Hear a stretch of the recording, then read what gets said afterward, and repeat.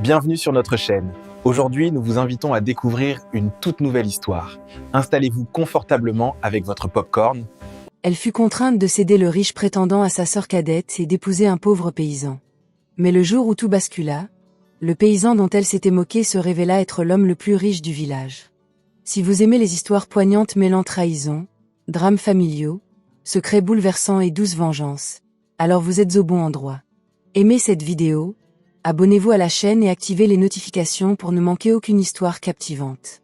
Installez-vous confortablement, prenez du popcorn et plongeons dans ce récit inoubliable. C'est parti. Avant de mourir, Madame Obiora fit 2 promesses à ses filles. L'une épouserait un membre de la famille Bello, une famille riche et respectée de la ville. L'autre épouserait le fils d'une villageoise qui avait jadis sauvé la vie de la petite Kémy, née prématurément. Les années passèrent. Leur mère mourut. Mais les promesses demeurèrent. Un soir, Monsieur Obiora appela sa fille aînée, Chika, dans sa chambre. Chika avait 26 ans, calme et douce, elle avait l'habitude d'endurer sa douleur sans rien dire. Depuis la mort de sa mère, elle était devenue encore plus silencieuse. Quand elle entra dans la pièce, son père prit un air grave. « Tu connais les 2 promesses de mariage faites par ta mère ?» dit-il. « Oui, papa. J'ai pris ma décision. Tu épouseras un membre de la famille Bello. Kémy épousera le villageois. » Chika le regarda avec surprise. Non pas que la richesse l'intéressât, mais parce qu'elle savait que Kémy ne l'accepterait jamais. Avant qu'elle puisse dire un mot, la porte s'ouvrit. Kémy entra. Kémy avait 24 ans, elle était belle, fière et avait un caractère bien trempé. Elle avait une présence qui imprégnait une pièce, et pas toujours de la meilleure façon. « Pourquoi Chika a-t-elle été appelée seule ?» demanda-t-elle. Monsieur Obiora la regarda. « Vous arrivez au bon moment. Je lui expliquai juste les projets de mariage. » Kémy croisa les bras. « Quel projet ? » « La famille Bello accueillera Chika, dit-il. Tu épouseras le fermier. » Kémy le fixa du regard. Puis elle rit. « Vous plaisantez ? Pas du tout. » Son visage se transforma aussitôt. « C'est impossible, dit-elle. Chika n'épousera jamais un homme riche pendant que je suis envoyée au village. » Monsieur Obiora fronça les sourcils. « Attention à votre ton. Comment dois-je parler ? Vous voulez me plonger dans la misère et offrir une vie meilleure à Chika. Il ne s'agit pas d'une vie meilleure, a-t-il dit. Cette promesse du village a été faite grâce à toi. Tu étais l'enfant que cette femme m'a aidé à sauver. Ta mère ne l'a jamais oublié. » Kémy laissa échapper un rire amer. « Alors, parce qu'une villageoise m'a aidé quand j'étais bébé, je devrais maintenant épouser un pauvre paysan. » Le visage de Monsieur Obiora se crispa. « Ne parlez pas comme ça. Et la famille Bello n'est pas aussi respectable qu'elle en a l'air. Il y a des problèmes là-dedans. » « Quel problème ? Suffisamment pour que je puisse dire non. » Mais Kémy n'écoutait plus. « Tout ce que je sais, c'est que les Bello sont riches, dit-elle. Ils ont du standing, du confort et un nom prestigieux. Pourquoi Chika aurait-elle droit à ça pendant que je souffre ? » Chika finit par prendre la parole. Papa Kémy essaie de lui expliquer. « Mêle-toi de tes affaires. » Lança Kémy sèchement. « Tu en profites déjà. » Chika se tut de nouveau. Monsieur Obiora regarda Kémy avec colère et déception. « Tu es égoïste. Et tu es injuste, » rétorqua Kémy. « Tu as toujours préféré Chika. » « Ce n'est pas vrai. »« C'est vrai. » Sa voix s'éleva. Puis soudain, tout a changé. Il a fait plus froid. « C'est peut-être même mieux ainsi, » a-t-elle dit. « Et si la famille Bello découvrait que Chika ne peut pas avoir d'enfant, l'aimeront-ils encore ?» Un silence pesant s'installa. Chika sentit ces mots la frapper de plein fouet. Monsieur Obiora se leva aussitôt. « Kémy. » Mais Kémy a continué. « Vous réagissez tous comme si j'avais dit quelque chose d'étrange. C'est la vérité. Elle ne peut donner d'enfant à aucun homme. Alors pourquoi faire semblant ?» Chika la regarda lentement. La douleur à sa poitrine était ancienne, mais elle la faisait encore souffrir au moindre contact. Des années auparavant, Kémy était tombée gravement malade à l'adolescence. Il y avait eu d'importantes hémorragies et la panique. Leur mère était déjà décédée et leur père était absent. Chika était celle qui courait partout dans l'hôpital, suppliant les médecins de sauver sa sœur. Au plus fort de cette crise, elle ignorait ses propres maux de ventre, qui ne cessaient de s'aggraver. Elle devait utiliser le peu d'argent disponible pour les soins de Kémy, négligeant complètement sa propre santé. Un après-midi, son état s'est aggravé et elle s'est effondrée. Les suites opératoires ont gravement endommagé son corps. Après le traitement et les complications survenues ultérieurement, les médecins lui ont annoncé qu'elle ne pourrait jamais avoir d'enfant. Kémy le savait. Elle savait aussi pourquoi. Malgré tout, elle resta là et s'en servit contre elle. Chika parla à voix basse. Tu l'as dit très facilement. Kémy releva le menton. Était-ce un mensonge? Monsieur Obiora désigna la porte. Sortez d'ici immédiatement. Mais Kémy ne bougea pas. Non, dit-elle. Je ne partirai pas tant que vous n'aurez pas changé cela. Chika devrait aller au village. J'épouserai Tindéblo. C'était la première fois qu'elle l'appelait par son nom. Tindéblo. Fils de la famille Belot. L'homme riche qu'elle avait déjà choisi dans son cœur. Monsieur Obiora secoua la tête. Non. Kémy rit de nouveau, mais sans joie. Papa, ce n'est pas juste. Et ce n'est pas la première fois que Kémy me barre la route, dit Chika. Kémy fronça les sourcils. Qu'est-ce que ça veut dire? Chika se tourna vers elle. Tu veux faire l'innocente? Éphémie et le lycée? Le visage de Chika se transforma. Monsieur Obiora parut perplexe. Qui est Éphémie? Chika répondit avant que Kémy n'ait pu finir sa phrase. Un garçon qui m'aimait bien. Kémy ne dit rien. Chika la regarda droit dans les yeux. Avant, il m'attendait après l'école. Puis, du jour au lendemain, il a cessé de me parler et s'est mis à te suivre. Plus tard, j'ai appris que tu lui avais dit que j'étais fière et que je fréquentais déjà quelqu'un d'autre. Kémy haussa les épaules. Il aimait la classe. Je ne lui ai proposé qu'une meilleure option. Chika laissa échapper un rire sec. C'était donc vrai. Kémy croisa les bras. C'était il y a longtemps. Oui, dit Chika. Et maintenant, tu recommences. Monsieur Obiora semblait honteux, mais Kémy se montra encore plus obstinée. Si je veux quelque chose, je le prends, dit-elle. C'est comme ça que va la vie. Avant que quiconque puisse l'en empêcher, elle s'empara d'un couteau à fruits sur le plateau posé sur la petite table de chevet de leur père. Kémy, cria Chika. Monsieur Obiora se figea. Pose ça. Les yeux de Kémy étaient maintenant humides, mais sa main restait ferme. Si je n'épouse pas Tindéblo, je me tuerai ici, dit-elle. Je le pense vraiment. Arrête ces bêtises, dit son père, mais sa voix avait changé. J'ai dit que je le pense vraiment, cria-t-elle. Choisissez à nouveau Chika et observez la suite. Chika fit un pas prudent en avant. Kémy se calma. Ne vous approchez pas, monsieur Obiora leva les deux mains. Posez d'abord le couteau. Non, dis-le en premier. Il regarda Kémy, puis Chika. Et Chika savait déjà ce qui allait se passer. Il finirait par céder. Il le faisait toujours. Après un long moment, monsieur Obiora prit la parole. Très bien, dit-il calmement. Tu épouseras Tindéblo. Kémy baissa aussitôt le couteau. Chika ne regarda pas son père. Elle en était incapable. Quelque chose s'était glacé en elle. Puis elle releva la tête et regarda sa sœur. Tu as gagné, dit-elle. Kémy essuya ses larmes. Comme il se doit. Chika acquiesça d'un signe de tête. Oui, comme toujours. Elle inspira profondément. Vas-y, épouse Tindéblo. J'irai au village. Monsieur Obiora la regarda avec culpabilité. Chika. Mais elle ne le laissa pas continuer. Elle fit face à Kémy. Ce n'est pas la première fois que tu prends ce qui m'appartient. Tu l'as déjà fait, tu recommences, alors prends-le. Les lèvres de Kémy s'étirèrent en un sourire de fierté. Les yeux de Chika restèrent fixés sur les siens. Mais ne le regrette pas plus tard. Kémy rit. Je ne regretterai jamais d'avoir choisi la richesse. Chika ne dit rien de plus. Elle se retourna et quitta la pièce. Elle fit ses valises discrètement cette nuit-là. Personne ne l'aida. Personne ne s'est vraiment excusé. Le lendemain matin, elle était prête à partir. Pendant tout le trajet en voiture, elle est restée silencieuse. Elle n'allait pas épouser un inconnu. On la donnait en mariage parce que sa sœur voulait mieux. Après un long trajet, la voiture s'arrêta. Le chauffeur a fait demi-tour.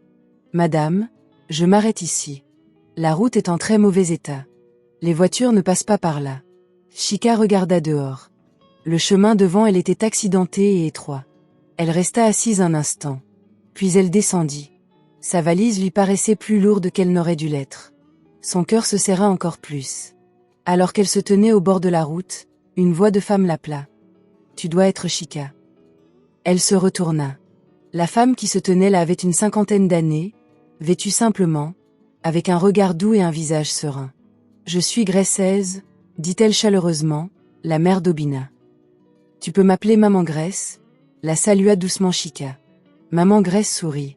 Mon fils est encore au travail. Il n'a pas pu arriver à l'heure, alors je suis venue te chercher moi-même. Elle a tout de suite remarqué la valise. Ah, c'est lourd. Chika essaya de sourire. Un peu. Maman Graisse s'empressa de trouver un vélo pour les transporter, elles et la valise, jusqu'au bout du chemin. Le trajet fut chaotique. Chika distinguait désormais clairement la vie simple qui l'entourait. De petites fermes, des paniers de produits du terroir, des chèvres, des poules, des enclos sans charme, des terres à perte de vue. Tout semblait bien loin de la vie pour laquelle Kémy s'était battue. Lorsqu'elles arrivèrent à la maison, Chika se sentit déjà déplacée. La maison était petite et simple. Rien n'y paraissait impressionnant. Maman Graisse remarqua son expression et dit doucement. Ce n'est pas luxueux, mais c'est chez moi. Chika secoua rapidement la tête. Je comprends, maman. À l'intérieur, la maison était propre et bien rangée. Maman Graisse se retourna pour la regarder à nouveau. Tu es trop maigre, dit-elle. As-tu mangé avant de venir? Chika secoua la tête. Ah, dit Maman Graisse avec inquiétude. Assieds-toi d'abord. Je vais te préparer quelque chose. Tu n'as pas besoin de t'inquiéter. Comment pourrais-je faire autrement? La femme de mon fils ne peut pas entrer chez moi le ventre vide. Ces mots étaient simples, mais ils ont touché Chika. Elle s'assit. Tandis que Maman Graisse se déplaçait, elle parlait franchement. La vie au village n'est pas facile. Si plus tard tu sens vraiment que tu n'y arrives plus, tu peux le dire. Chika leva les yeux. Il n'y avait aucune dureté dans la voix de la femme, aucune pression, juste de l'honnêteté. Cette franchise la bouleversa presque. Doucement, elle dit, « Je n'ai nulle part où retourner. » Maman Graisse s'arrêta, puis vint s'asseoir à côté d'elle. « Ma fille, » dit-elle doucement. « À partir d'aujourd'hui, c'est ta maison. » Chika la regarda et sentit quelque chose changer en elle. Ce n'était pas le bonheur. Pas encore. Mais pour la première fois depuis qu'elle avait quitté la maison de son père, elle ressentit un peu de chaleur. Et pour cet instant, cela lui suffit. Chika était toujours assise dans le petit salon lorsqu'elle entendit des pas dehors. Puis une voix d'homme se fit entendre depuis l'embrasure de la porte. « Maman. » Maman Graisse se retourna aussitôt. « Obina, tu es de retour. » Chika leva les yeux et se figea. L'homme qui entra n'était pas celui qu'elle avait imaginé. Grand et bien bâti, il avait un regard calme et un visage fin et beau. Les manches de sa chemise étaient légèrement retroussées, et même s'il sortait manifestement du travail, il n'avait rien de rude ni de négligé. Il avait l'air fort, soigné et maître de lui, sans ostentation ni bruit, juste d'une beauté discrète. Un instant, Chika en oublia de respirer. C'était Obina? C'était le fermier du village?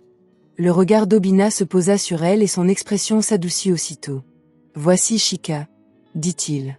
Maman Graisse sourit. « Oui, elle est arrivée il n'y a pas longtemps. » Obina s'approcha. Sa voix était basse et respectueuse. « Je suis désolée de n'avoir pas pu vous accueillir.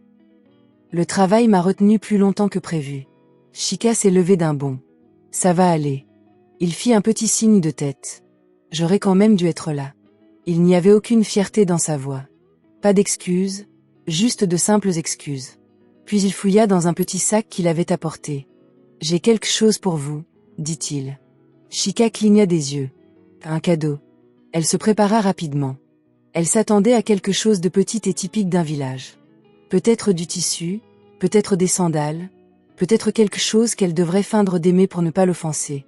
Elle accepta la boîte avec précaution. « Merci, » dit-elle. « Ouvre-le, » dit chaleureusement Maman Graisse. Chika l'ouvrit lentement. Dès qu'elle vit ce qu'il y avait à l'intérieur, ses doigts s'arrêtèrent. C'était un bracelet en or. Pas en or ordinaire. En or véritable. Lourd, brillant, d'apparence coûteuse. Son regard se porta sur le visage d'Obina, puis retomba sur le bracelet. Ce ne pouvait pas être bon marché.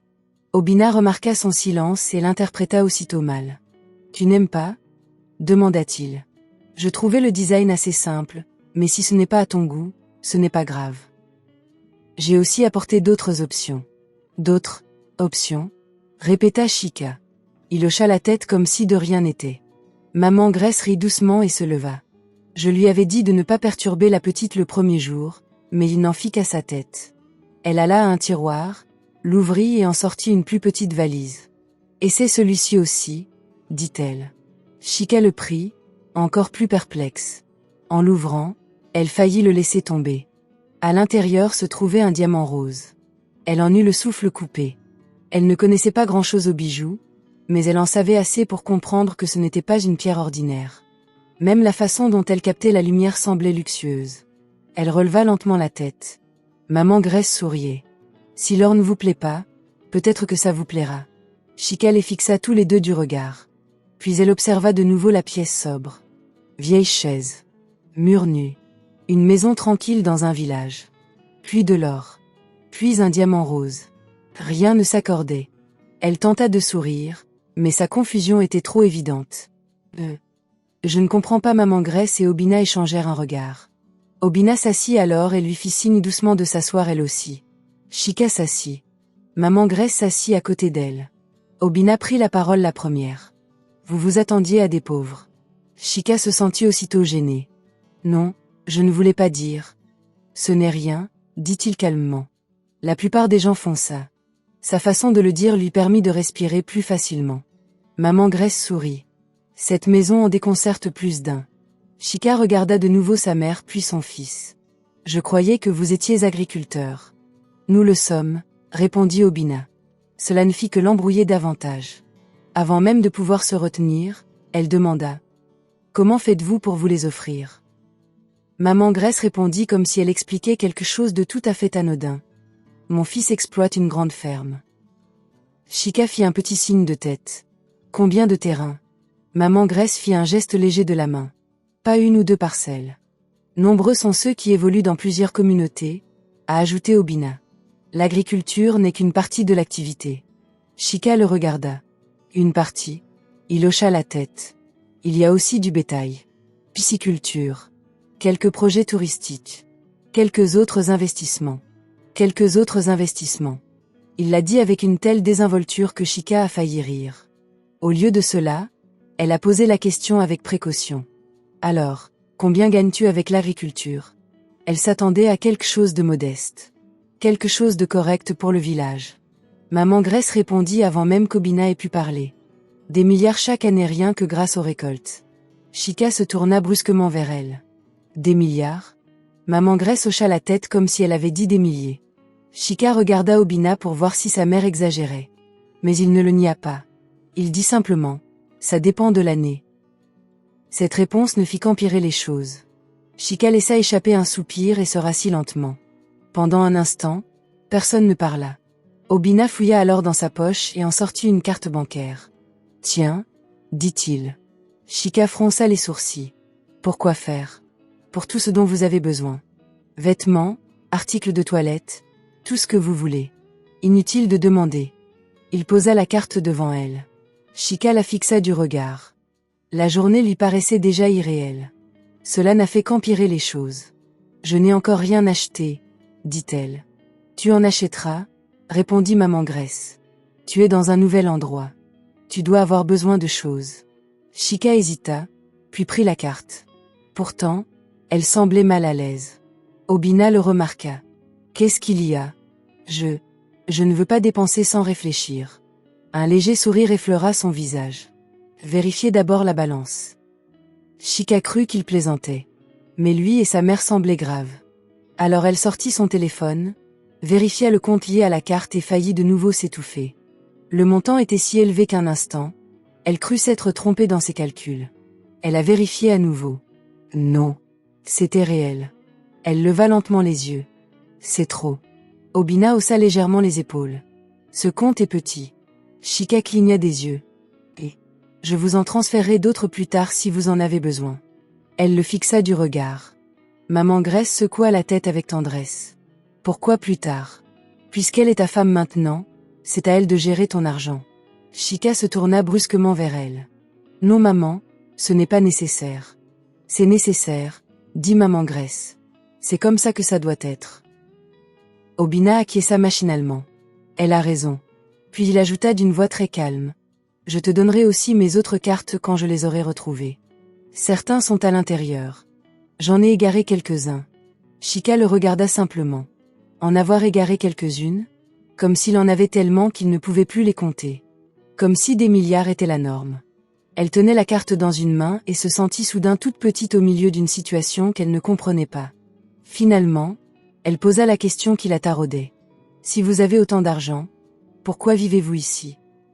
La question était directe, mais aucun des deux ne sembla s'en offusquer. Obina se laissa aller légèrement en arrière. Mon père a construit cette maison lui-même, disait-il. Chaque élément avait une signification particulière pour lui.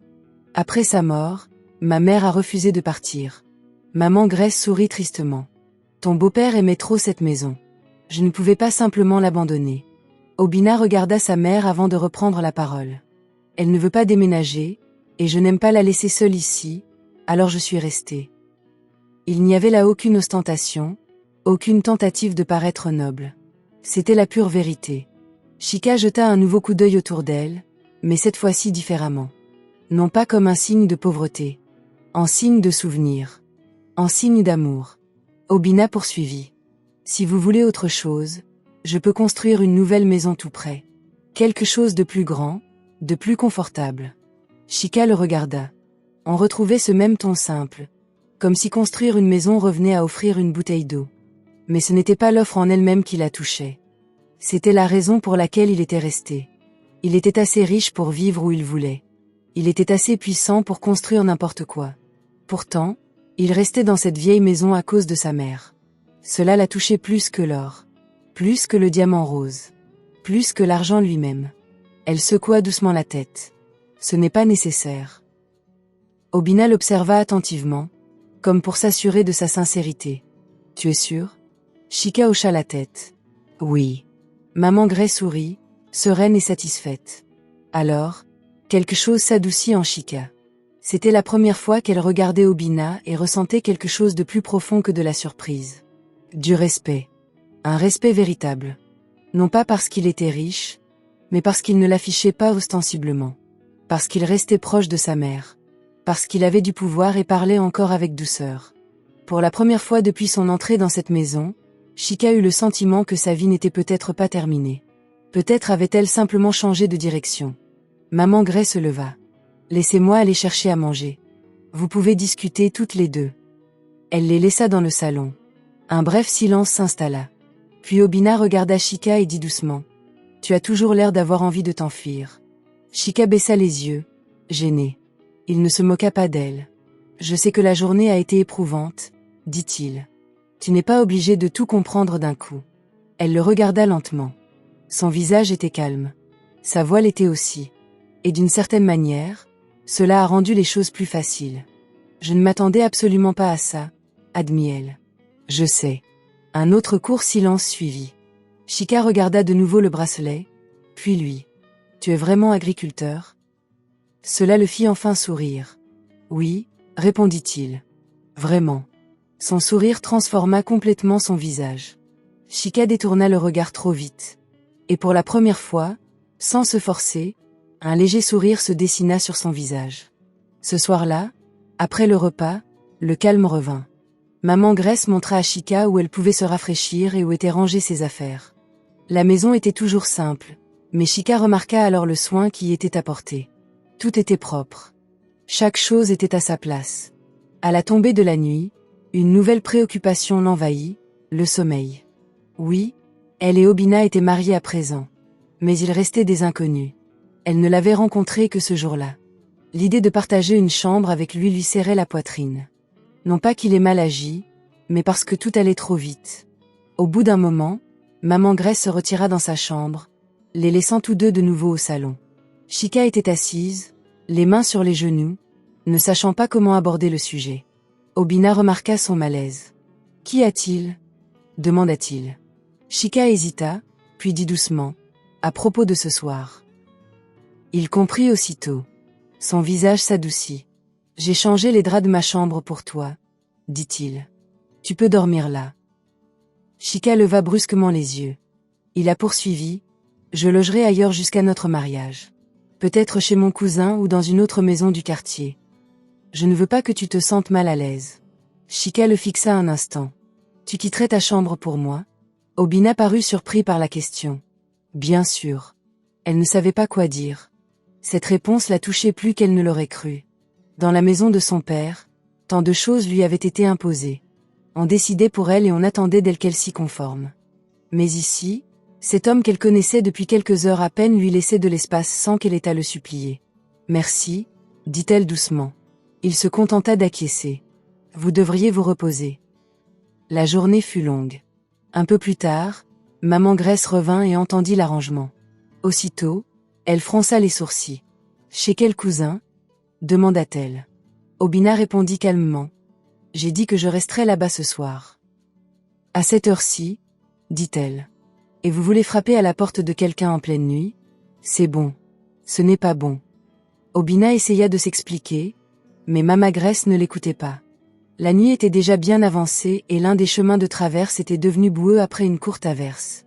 Elle refusait de laisser son fils errer sans surveillance à cause des règles de couchage. Finalement, après de longues hésitations, elle a tranché à sa manière. « Vous utiliserez cette chambre », a-t-elle déclaré fermement. « C'est votre chambre. Le lit est assez grand. Personne ne va mourir. » Chika a failli s'étouffer. Pour la première fois, Obina parut désemparée. « Maman. » Mais maman Grace s'était déjà détournée. « Je vais dormir. Débrouillez-vous comme des adultes. » Elle les a laissés là. Pendant quelques secondes, aucun des deux ne parla. Puis Chika baissa les yeux, retenant difficilement un rire de pure gêne. Obina se frotta la nuque. « Je suis désolée. » Ça la fait rire un peu. « Non, ce n'est pas de ta faute. » Il la regarda, et un léger sourire effleura ses lèvres. La tension se dissipa un peu. Lorsqu'ils entrèrent enfin dans la pièce, le cœur de Chika se remit à battre la chamade. La chambre était propre et simple, comme le reste de la maison. Le lit était effectivement assez large pour deux, mais cela n'empêchait pas une certaine gêne. Obina s'arrêta près de la porte et dit « Tu peux prendre le côté intérieur. Je resterai au bord. » Chika acquiesça rapidement. Il prit un oreiller et le plaça entre eux une fois qu'ils furent installés. Cela faillit la faire sourire à nouveau. « Tu ne te fais pas confiance ?» demanda-t-elle avant de pouvoir se retenir. Les mots lui échappèrent si soudainement qu'elle rougit aussitôt. Obina la regarda. Puis il laissa échapper un petit rire. « J'ai confiance en moi, » dit-il. « Je ne veux pas que tu penses que j'essaie quoi que ce soit. » Chika se tourna vers le plafond. « Je n'ai pas dit que tu essayais quoi que ce soit. »« Non, » acquiesça-t-il. « Mais je sais que nous venons de nous rencontrer. » Un silence s'ensuivit. Puis il ajouta à voix basse. « Et vous n'êtes pas exactement facile à ignorer. » Chika tourna brusquement la tête vers lui. Obina regardait droit devant lui, comme s'il n'avait pas voulu le dire à voix haute. Elle sentit la chaleur lui monter aux joues. Il s'éclaircit la gorge. « Je veux dire, vous êtes très belle, alors je préfère faire attention. » Chika ne savait pas si elle devait cacher son visage ou rire. Dans la confusion des 2 derniers jours, personne n'avait prononcé de paroles assez douces pour la rendre timide. Il n'y avait eu que douleur, pression, dispute et changement. Cet homme silencieux à ses côtés lui faisait soudain prendre conscience d'elle-même d'une manière différente. Elle prit la parole au bout d'un moment, toujours de dos. « Au moins, vous êtes honnête. » Mais je l'ai fait sourire dans l'obscurité. « Oui, » dit-il. « J'essaie de l'être. » Ils restèrent allongés tranquillement. Le silence régnait dans la pièce. Au bout de quelques minutes, Obina prit la parole. « Tu n'as pas à avoir peur de moi, Chika. » Les mots étaient simples, mais ils l'ont touchée doucement. « Je n'ai pas peur, » a-t-elle répondu. Il resta silencieux un instant, puis demanda. « Alors, qu'est-ce que tu es ?» Chika réfléchit un instant. Fatiguée, finit-elle par dire. Perplexe, et un peu honteuse aussi. Honteuse de quoi ? Elle déglutit. Tout s'était mal passé. C'est comme si j'avais été propulsée d'une vie à l'autre. Obina se tourna légèrement vers elle, tout en gardant ses distances. Tu n'as rien fait de mal. Elle laissa échapper un léger soupir. Ce n'est pas toujours comme ça. Il ne se précipita pas pour répondre. Quand il prit enfin la parole, sa voix était calme et posée. Alors, laissez faire le temps. Personne ne vous poursuit ici. Cette phrase lui fit un drôle d'effet. Personne ne te poursuit ici. Chika ferma les yeux. Pour la première fois depuis longtemps, elle se sentit un peu en sécurité. À ses côtés, Obina restait immobile. Bien qu'il fût profondément conscient de sa proximité, De sa voix douce et de la beauté tranquille qu'elle dégageait même dans la tristesse, il maîtrisait parfaitement son agitation intérieure. Il la désirait, oui. N'importe quel homme digne de ce nom l'aurait remarqué. Mais plus que cela, il voulait sa confiance. C'était ce qui comptait le plus. Au bout d'un moment, Chika reprit la parole. « Tu es toujours comme ça ? Comme quoi ? Calme. » Il rit doucement. « Pas toujours. On a l'impression que rien ne peut vous ébranler. » « Ce n'est pas vrai, » dit-il. « Certaines choses me perturbent. » Elle ouvrit légèrement les yeux. Comme quoi ? Il resta silencieux un instant. Des choses qui concernent les gens que j'aime. Cette réponse la marqua. Elle ne répondit pas. Mais quelque chose en elle s'adoucit à nouveau. Pas d'un coup. Pas complètement. Mais suffisamment pour qu'elle cesse de le considérer comme un étranger à l'autre bout du lit. Au moment où le sommeil s'installa, la pièce n'était plus tendue. C'était calme. Chaud. Sûr. Tandis que Chika s'endormait dans cette chambre simple, Kémy entamait sa nouvelle vie en ville, la tête haute. Son mariage avec Tinde Bello avait été célébré en grande pompe. Lumière, vêtements somptueux, sourires éclatants et une mise en scène grandiose avaient impressionné tout le monde. Kémy avait savouré chaque instant. Pour elle, elle avait gagné. Elle était désormais Madame Bello. Elle avait un mari riche. Une famille riche. Un nom prestigieux. Cela lui donna à lui seul le sentiment d'avoir vaincu Chika une fois de plus. En entrant dans la maison des Bello, elle s'attendait à être admirée. Elle s'attendait à être accueillie comme une reine. Elle s'attendait à une chaleur habillée de luxe. Au lieu de cela, elle trouva une froideur dissimulée derrière des visages polis. Tinde Bello était certes beau et élégant, mais il manquait de douceur. Même le jour du mariage, il s'était davantage soucié des apparences que d'elle. Il souriait quand on le regardait. Il la touchait quand les appareils photo étaient proches. Mais une fois seul, il se montra distant. Sa mère, Madame Bello, était encore pire. Elle était élégante, fière et perspicace. Chaque sourire qu'elle adressait à Kémy semblait calculé. Chaque parole aimable sonnait faux. Elle paraissait chaleureuse, mais son regard était toujours calculateur. La maison était magnifique, n'est-ce pas ? Mais l'atmosphère y était pesante. Les domestiques se déplaçaient avec précaution. Les conversations s'estompèrent à l'entrée de Kémy. Les sourires étaient trop rapides et superficiels.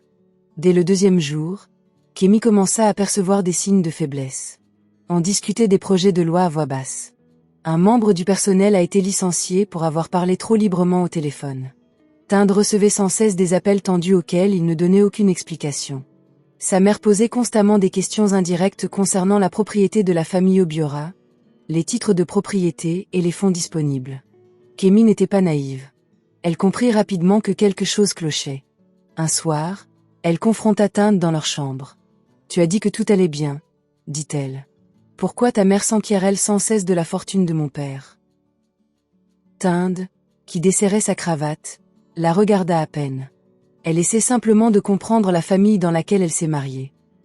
Kémy plissa les yeux. « Ne joue pas avec moi. » Il se retourna alors, mais son visage exprimait de l'irritation, pas de l'amour. « Personne ne se moque de toi. » Kémy croisa les bras. « Alors pourquoi ai-je l'impression que tout le monde dans cette maison fait semblant ?» Tinde laissa échapper un petit rire. « Parce que tout le monde fait semblant. » Cette réponse la touchait plus fort qu'elle ne l'aurait cru. Elle la fixait du regard. Il se dirigea vers le petit bar de la pièce, se servit un verre et prit une lente gorgée. « Tu désirais tellement cette vie, » dit-il. « Maintenant, tu l'as. » Kémy n'appréciait pas son ton. « Qu'est-ce que ça veut dire ? » Ça veut dire exactement ce que ça veut dire.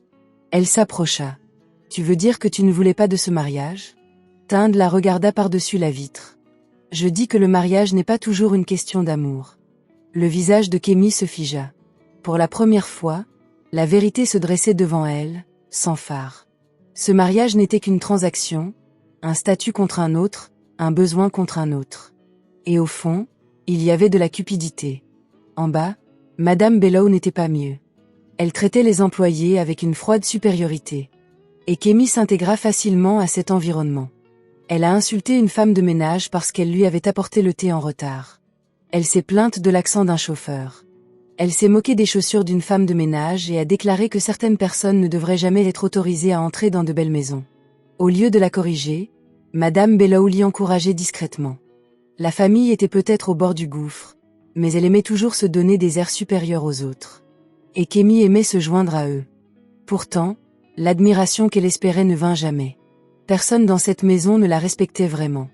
On se contentait de l'observer, de la jauger, d'attendre de voir ce qu'elle pouvait apporter. Au bout de quelques jours, Kémy commença à comprendre que l'argent ne suffisait pas à rendre un foyer chaleureux. La famille Bellow avait du style, mais pas la sérénité. Ils avaient de la classe, mais pas la gentillesse. Ils possédaient des biens de valeur, mais leur cœur était aride. Et Tinde, l'homme pour lequel elle s'était embattue, n'était pas tendre du tout. Il n'était pas cruel au sens où on l'entendait. Il était pire. Il était froid. Quand elle parlait, il n'écoutait qu'à moitié.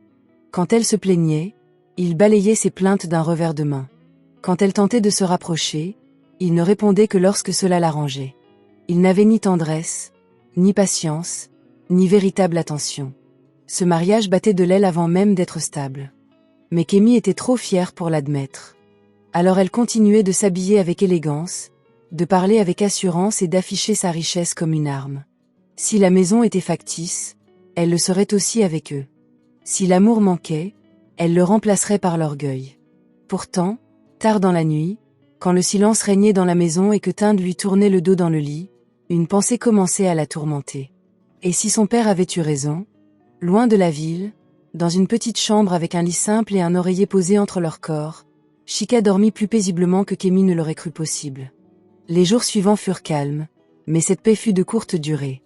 Une semaine plus tard environ, on apprit que Tinde et Kémy viendraient au village ancestral pour commémorer le premier anniversaire du décès de son grand-père maternel.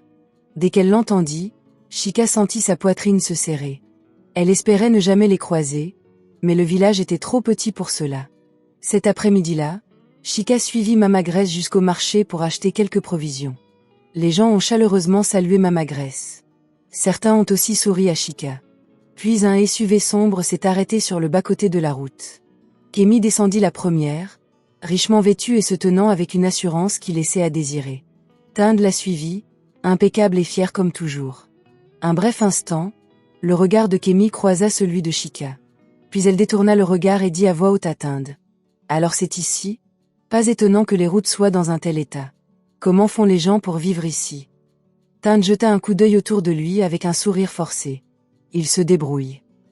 Kémy fronça le nez. Ici, tout semble à l'envers. Des personnes aux alentours l'entendirent. L'atmosphère changea aussitôt. Maman Grace prit la parole calmement. Le fait que ma fille n'aime pas un endroit est différent de l'insulter. Kémy la regarda et laissa échapper un petit rire moqueur. Et vous, qui êtes-vous ? Je suis la mère d'Obina, répondit Kémy, citant Maman Grace. Alors, vous êtes la mère du fermier. Chika serra plus fort le panier qu'elle tenait. Tinde finit par la regarder. Alors tu es vraiment restée ? Kémy se tourna vers sa sœur et lui sourit sans chaleur. Bien sûr qu'elle était restée. Où serait-elle allée d'autre ? Maman Grace fronça les sourcils. Tu devrais parler avec plus de respect. Le visage de Kémy se durcit. Du respect ? Pourquoi ? Pour des villageois qui pensent que la souffrance est une fatalité ? Ça suffit. Chika s'avança. Kémy, sa sœur, se retourna. Maintenant, tu veux me répondre ? Tu es venu pour défendre les droits de la famille, dit Chika, pas pour insulter les gens. Kémy a ri. Regarde-toi. À peine quelques jours ici et tu parles déjà comme eux. Maman Grace posa la main sur le bras de Chika pour tenter de la calmer. Mais Kémy n'avait aucune intention de s'arrêter. Elle insulta de nouveau les villageois. Elle les a traités d'arriérés.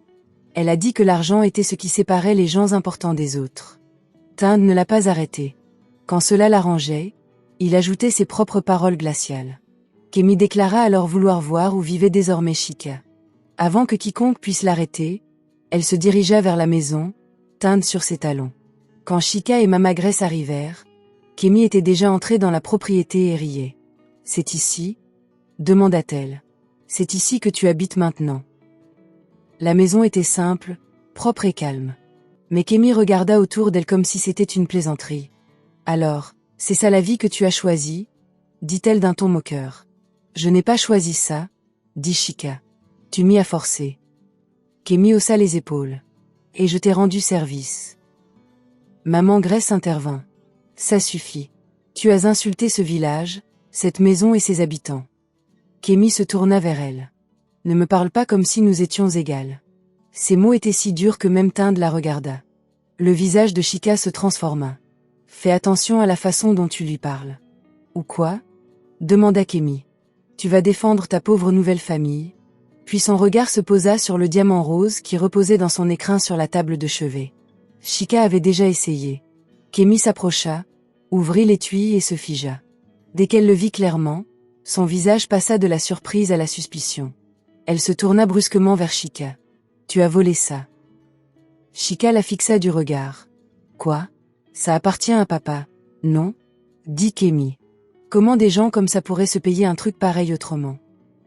Maman Grace s'offusqua aussitôt. Ça appartient à Chika. On le lui a donné ici. Kémy rit, incrédule. Donné par qui? Ce fermier? Tinde s'approcha et regarda lui aussi le diamant. Même lui pouvait voir que c'était cher. Kémy voulut le prendre. Chika réagit promptement et lui attrapa le poignet. Ne touche pas à ce qui m'appartient. Kémy parut choqué. Tu me tiens dans tes bras. Oui, dit Chika, parce que vous dépassez les bornes. Tinde intervint. Laissez ma femme. Maman Grace a déménagé elle aussi. Dis à ta femme d'arrêter de se comporter comme une voleuse. Ça n'a fait qu'empirer les choses. Les voix s'élevèrent. Les voisins s'arrêtèrent dehors. Des gens se rassemblèrent près du portail. Kémy a crié que Chika avait volé le diamant. Elle a dit que les pauvres faisaient semblant de posséder ce qu'ils ne pourraient jamais s'offrir. Chika a fini par craquer et lui a dit que c'était elle qui se déshonorait. La dispute était devenue publique lorsqu'Obina est revenu. Il est entré dans la cour, a jeté un coup d'œil à la pièce et a compris que quelque chose n'allait pas. Il n'a pas crié. Il regarda d'abord Chika. Ça va. Elle hocha la tête, le visage encore tendu. Puis il se tourna vers sa mère. Maman Grace lui raconta clairement ce qui s'était passé. Comment Kémy avait insulté le village, insulté la maison, accusé Chika de vol et lui avait parlé sans respect. Le visage d'Obina resta impassible, mais l'atmosphère changea dès qu'il prit la parole. Tu es entré chez moi et tu as insulté ma mère. Kémy croisa les bras. J'ai dit la vérité. Obina la regarda fixement. Personne ne parle à ma mère sur ce ton. Tinde s'avança. Surveillez votre ton. Obina se tourna vers lui. Alors prenez votre femme et partez. Le calme de sa voix rendit la pièce encore plus silencieuse. Kémy et Tinde tentèrent de nouveau de se moquer de lui, le traitant de paysan comme si c'était une honte. Mais les villageois dehors semblaient plus perplexes qu'impressionnés. Pour eux, Obina n'était pas un homme pauvre. C'était celui qui avait changé la vie de nombreuses personnes. La foule s'était alors agrandie. Le chef Emeka, chef du village, entra dans la cour après avoir entendu le bruit et demanda ce qui s'était passé. Kémy tenta aussitôt de déformer la vérité, mais Mama Grace lui dit la vérité. Le chef Emeka se tourna vers Kémy et Tinde, visiblement déçu. Puis, devant tout le monde, il révéla ce qu'ils ignoraient. Il parla des frais de scolarité payés par Obina, des emplois qu'il avait créés, des exploitations agricoles qu'il avait agrandies, des personnes qu'il avait sorties de la pauvreté, des familles qui avaient retrouvé une certaine stabilité grâce à lui. D'autres personnes dans la foule ajoutèrent leurs propres mots. Mon fils a terminé ses études grâce à lui. Mon mari travaille dans l'une de ses fermes. Il nous a aidés à construire notre maison. Il a fait plus pour ce village que bien des hommes riches de la ville. Kémy était stupéfaite. Elle s'attendait à ce que les villageois s'inclinent devant elle parce qu'elle avait épousé un homme issu d'une famille aisée. Au contraire, il restait fermement aux côtés de l'homme qu'elle avait ridiculisé. Tinde tenta de se vanter de son argent, mais ses paroles ne pesaient rien. On savait qu'il les avait vraiment aidés. Le chef Emeka le regarda et dit « Que ton argent t'apprenne d'abord le respect. » L'affaire était close. Kémy resta là, brûlant de honte. Tinde ne parvint pas à regagner le terrain perdu. Obina s'approcha de Chika sans la toucher, mais fit clairement comprendre sa position à tous. Tant que Chika est là, dit-il calmement, personne ne l'insultera. Personne ne manque de respect à ma mère. Si vous ne pouvez pas vous tenir correctement, restez loin de cette maison. Le chef Emeka l'a publiquement soutenu. Vous l'avez entendu, partez. Personne n'a soutenu Kémy et Tinde. Personne ne les a suppliés de rester. Ils partirent, honteux. Lorsque le calme revint enfin dans la propriété, Chika resta immobile au milieu du tumulte, ressentant la douleur de ce que sa propre sœur avait semé dans le monde paisible d'Obina. Elle le regarda et murmura « Je suis désolée ». Obina fronça aussitôt les sourcils. Pourquoi? Pour tout ça. Ma sœur a semé la folie chez vous à cause de moi. Maman Grace s'est approchée et lui a touché l'épaule. Tu n'as pas introduit de mauvaise moralité dans cette maison. Elle était déjà comme ça. Obina acquiesça. Ce qui s'est passé aujourd'hui n'est pas de ta faute. C'est ma sœur, dit Chika.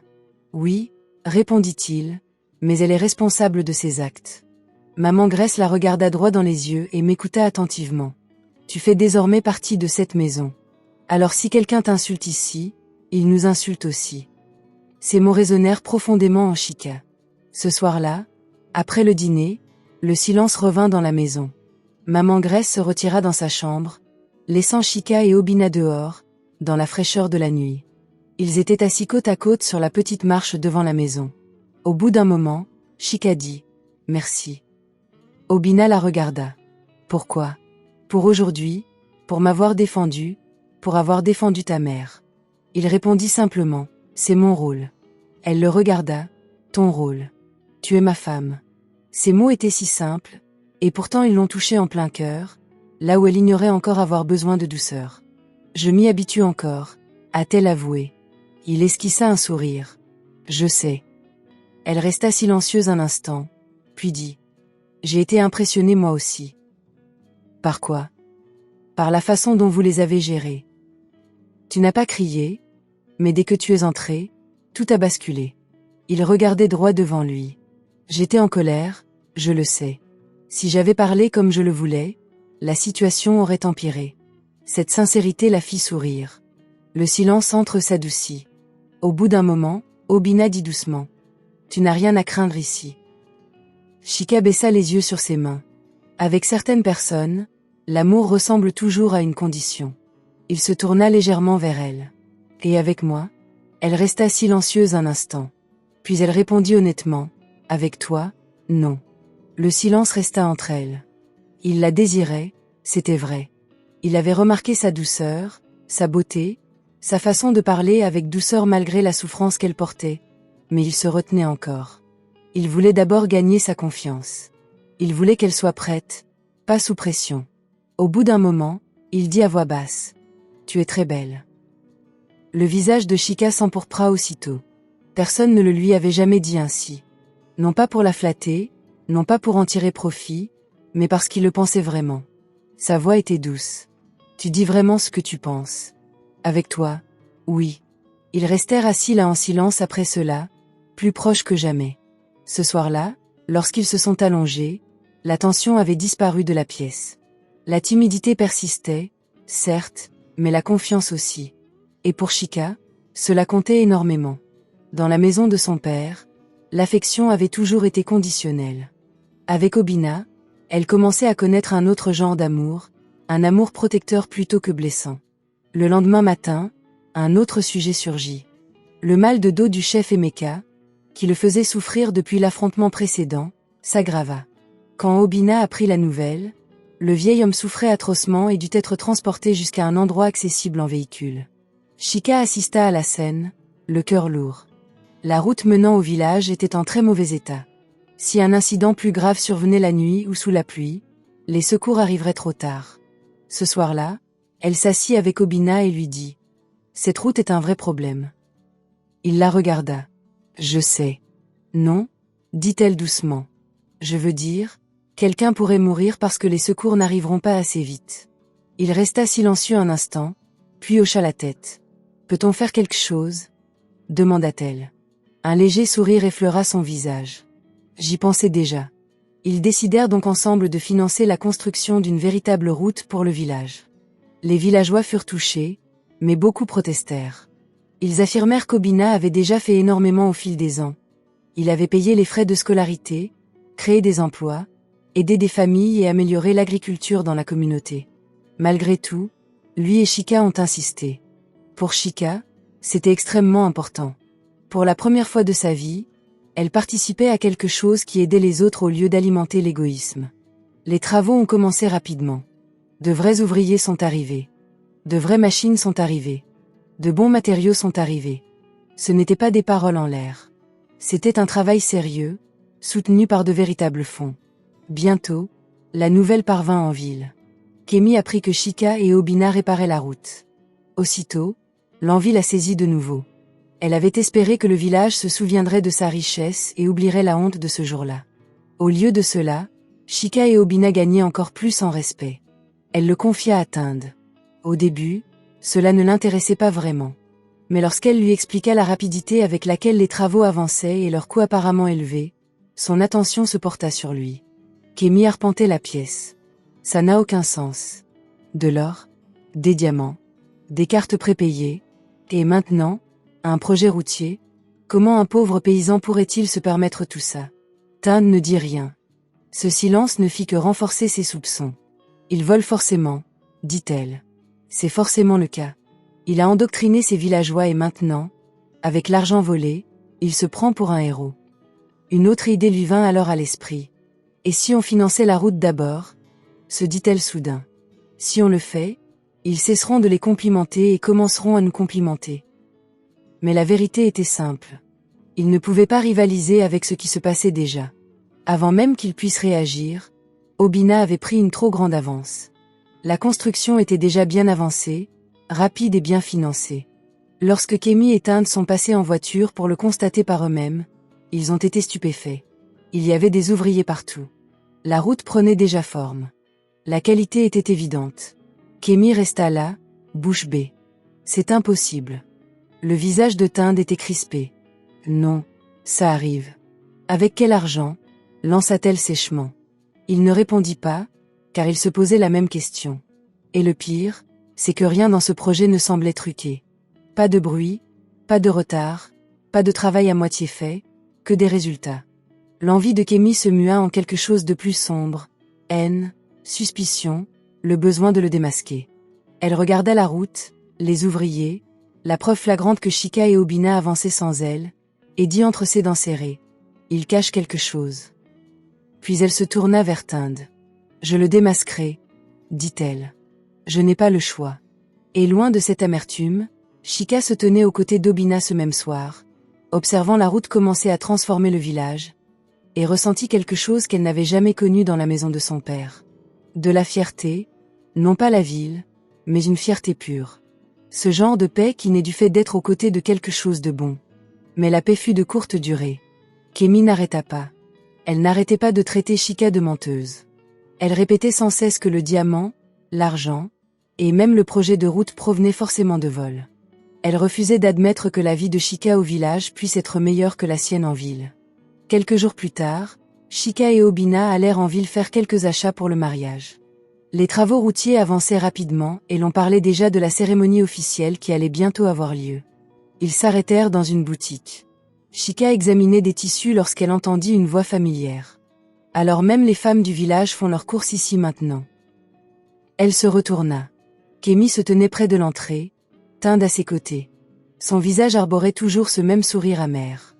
Tinde semblait irritée, comme s'il en avait déjà assez de toute cette histoire, mais qu'il ne manquait jamais une occasion d'humilier Chika.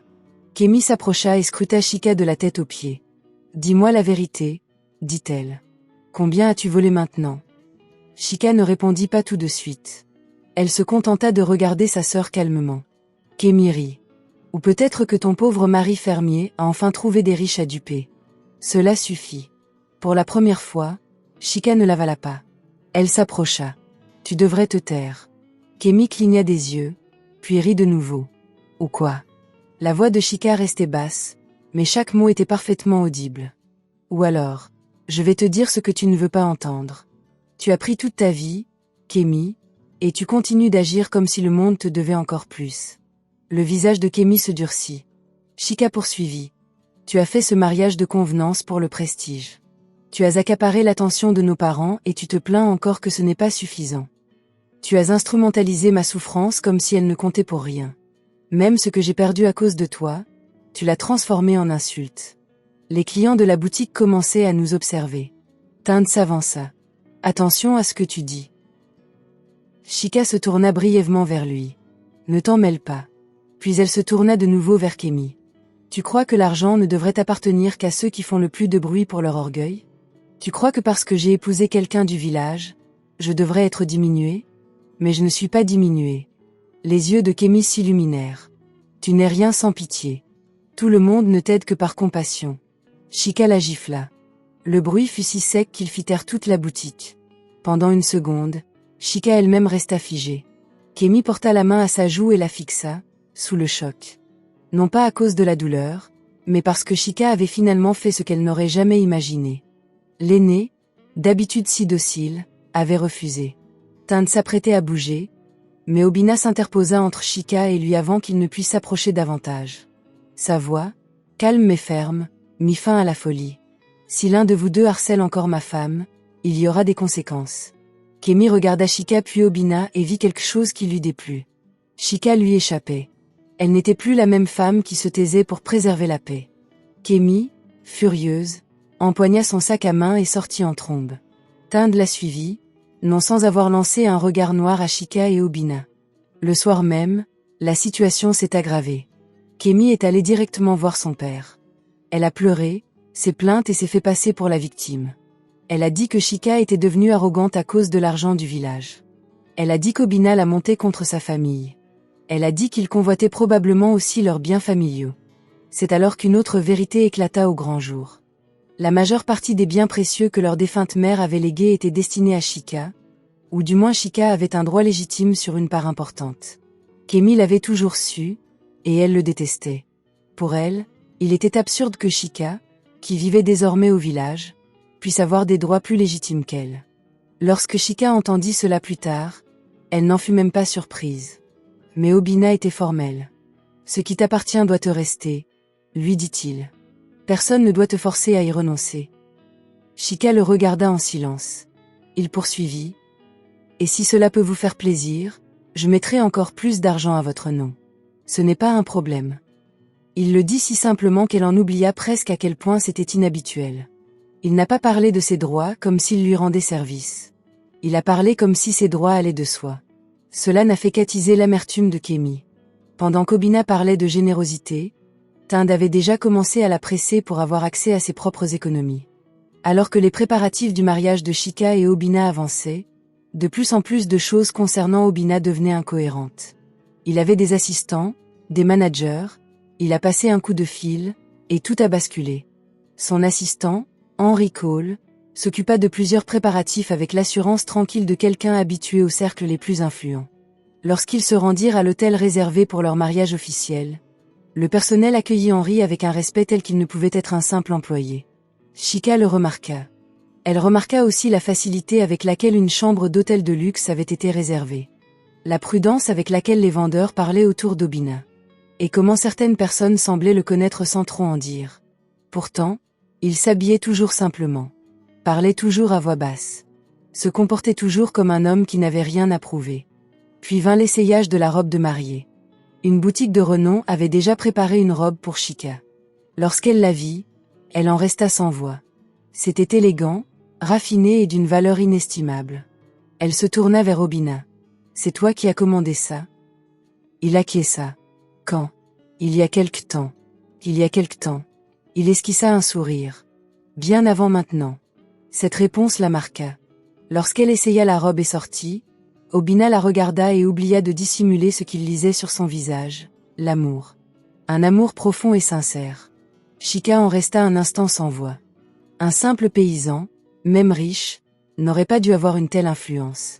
Obina gardait encore un secret. Elle en était désormais certaine. Mais alors que le bonheur commençait enfin à s'installer dans son cœur, son père la replongea dans la douleur. Il lui fit savoir qu'elle devait venir au mariage de Kémy. Au début, cela ressemblait à une obligation familiale, quelque chose qu'elle pourrait endurer et oublier. Mais Obina n'y croyait pas. Malgré tout, Chika y alla, car une partie d'elle voulait croire que son père ne pouvait pas tomber plus bas. Elle se trompait. Dès son arrivée, quelque chose clochait. Elle n'a pas été accueillie chaleureusement. Elle n'a même pas été traitée comme la sœur de la mariée. Au lieu de cela, on la tenait à l'écart des invités principaux, presque cachée, comme si sa présence risquait de gêner la famille. Le message était clair, Kémy était désormais la personne la plus importante. Chika et son mari du village devaient rester cachés. L'humiliation était vive. Puis la véritable raison fut révélée. Son père l'appela à part, des documents déjà préparés à la main. Il voulait qu'elle renonce à ses droits successoraux, afin que tout revienne à Kémy. Chika le fixa du regard. Un instant, Elle resta muette. Puis elle dit lentement. Alors c'est pour ça que vous m'avez fait venir. Monsieur Obiora semblait fatigué, mais pas suffisamment honteux. Kémy a davantage besoin de protection, dit-il. Elle a épousé un homme issu d'une famille riche. Elle doit y assurer sa place. Vous êtes maintenant au village. Tu n'as pas besoin de grand-chose. Ces mots ont brisé quelque chose en Chika. Même maintenant. Malgré tout, il continuait de choisir Kémy ouvertement. Les larmes lui brûlaient les yeux, mais elle les retint. Ce bien m'a été légué par ma mère. Elle a précisé, pas par vous. Vous ne pouvez pas m'obliger à m'en séparer. Son visage se durcit. Ne me parle pas comme ça. Alors arrête de me traiter comme si je n'avais aucun droit. Avant que la situation ne dégénère, Obina intervint. Il n'était pas resté loin. Dès qu'il sentit que quelque chose clochait, il accourut. En tant que son mari, je dois savoir pourquoi tu la harcèles, dit-il. Monsieur Obiora le regarda avec un mépris manifeste. Surtout à cause de tout ce que Kémy lui avait déjà raconté. C'est une affaire de famille, a-t-il déclaré. Cela ne vous regarde pas. Cela me concerne si cela concerne ma femme. Monsieur Obiora laissa échapper un rire bref et froid. Vous ne parlez que parce que vous pensez que votre mariage avec cette famille vous donne du poids. Obina ne réagit pas. Il a simplement dit qu'elle méritait ce qui lui revenait. Mais Monsieur Obiora le considérait toujours comme un simple villageois, un homme indigne de la richesse qu'il respectait. Un homme que Kémy avait déjà décrit comme suspect, autoritaire et indigne. Il le rejeta du regard. Et Chika resta là, une fois de plus confrontée à une vérité qu'elle avait tenté d'ignorer. Son père voyait clairement sa souffrance et pourtant, il choisit Kémy. Pendant un long moment, Chika resta silencieuse. Puis, sous le coup de la pression, de la douleur et d'une profonde déception, elle prit le stylo et signa les papiers. Sa main tremblait, mais elle signa. Lorsqu'elle eut terminé, elle posa le stylo et regarda d'abord son père, puis Kémy. Sa voix était calme, mais définitive. À partir d'aujourd'hui, fais comme si je ne t'avais jamais existé. Un silence pesant s'installa dans la pièce. Kémy cligna des yeux. Monsieur Obiora fronça les sourcils. Chika. Non, dit-elle. J'ai terminé. J'ai trop longtemps donné, gardé le silence, pardonné et enduré. À partir d'aujourd'hui, il n'y a plus que Kémy pour toi. Qu'il en reste ainsi. Elle se tourna vers sa sœur. Tu voulais tout. Prends-le. Elle se tourna alors de nouveau vers son père. Mais ne me demandez plus jamais rien. Elle se retourna et sortit avant qu'il ne puisse l'arrêter. Obina la suivit aussitôt. Lorsqu'elles montèrent dans la voiture, Chika ne se retenait plus. Les larmes coulaient abondamment et silencieusement. Elle détourna le visage, honteuse de pleurer. Mais Obina ne dit rien d'insensé, il resta simplement près d'elle.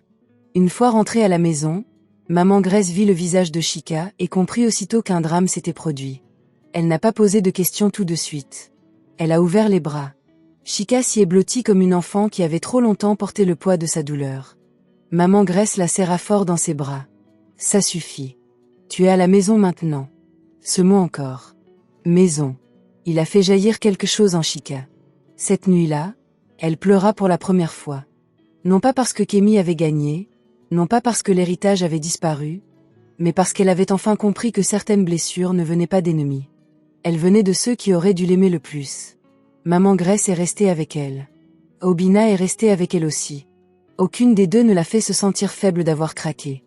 Plus tard, quand Chika se fut un peu calmée, maman Grace alla dans sa chambre et revint avec un paquet.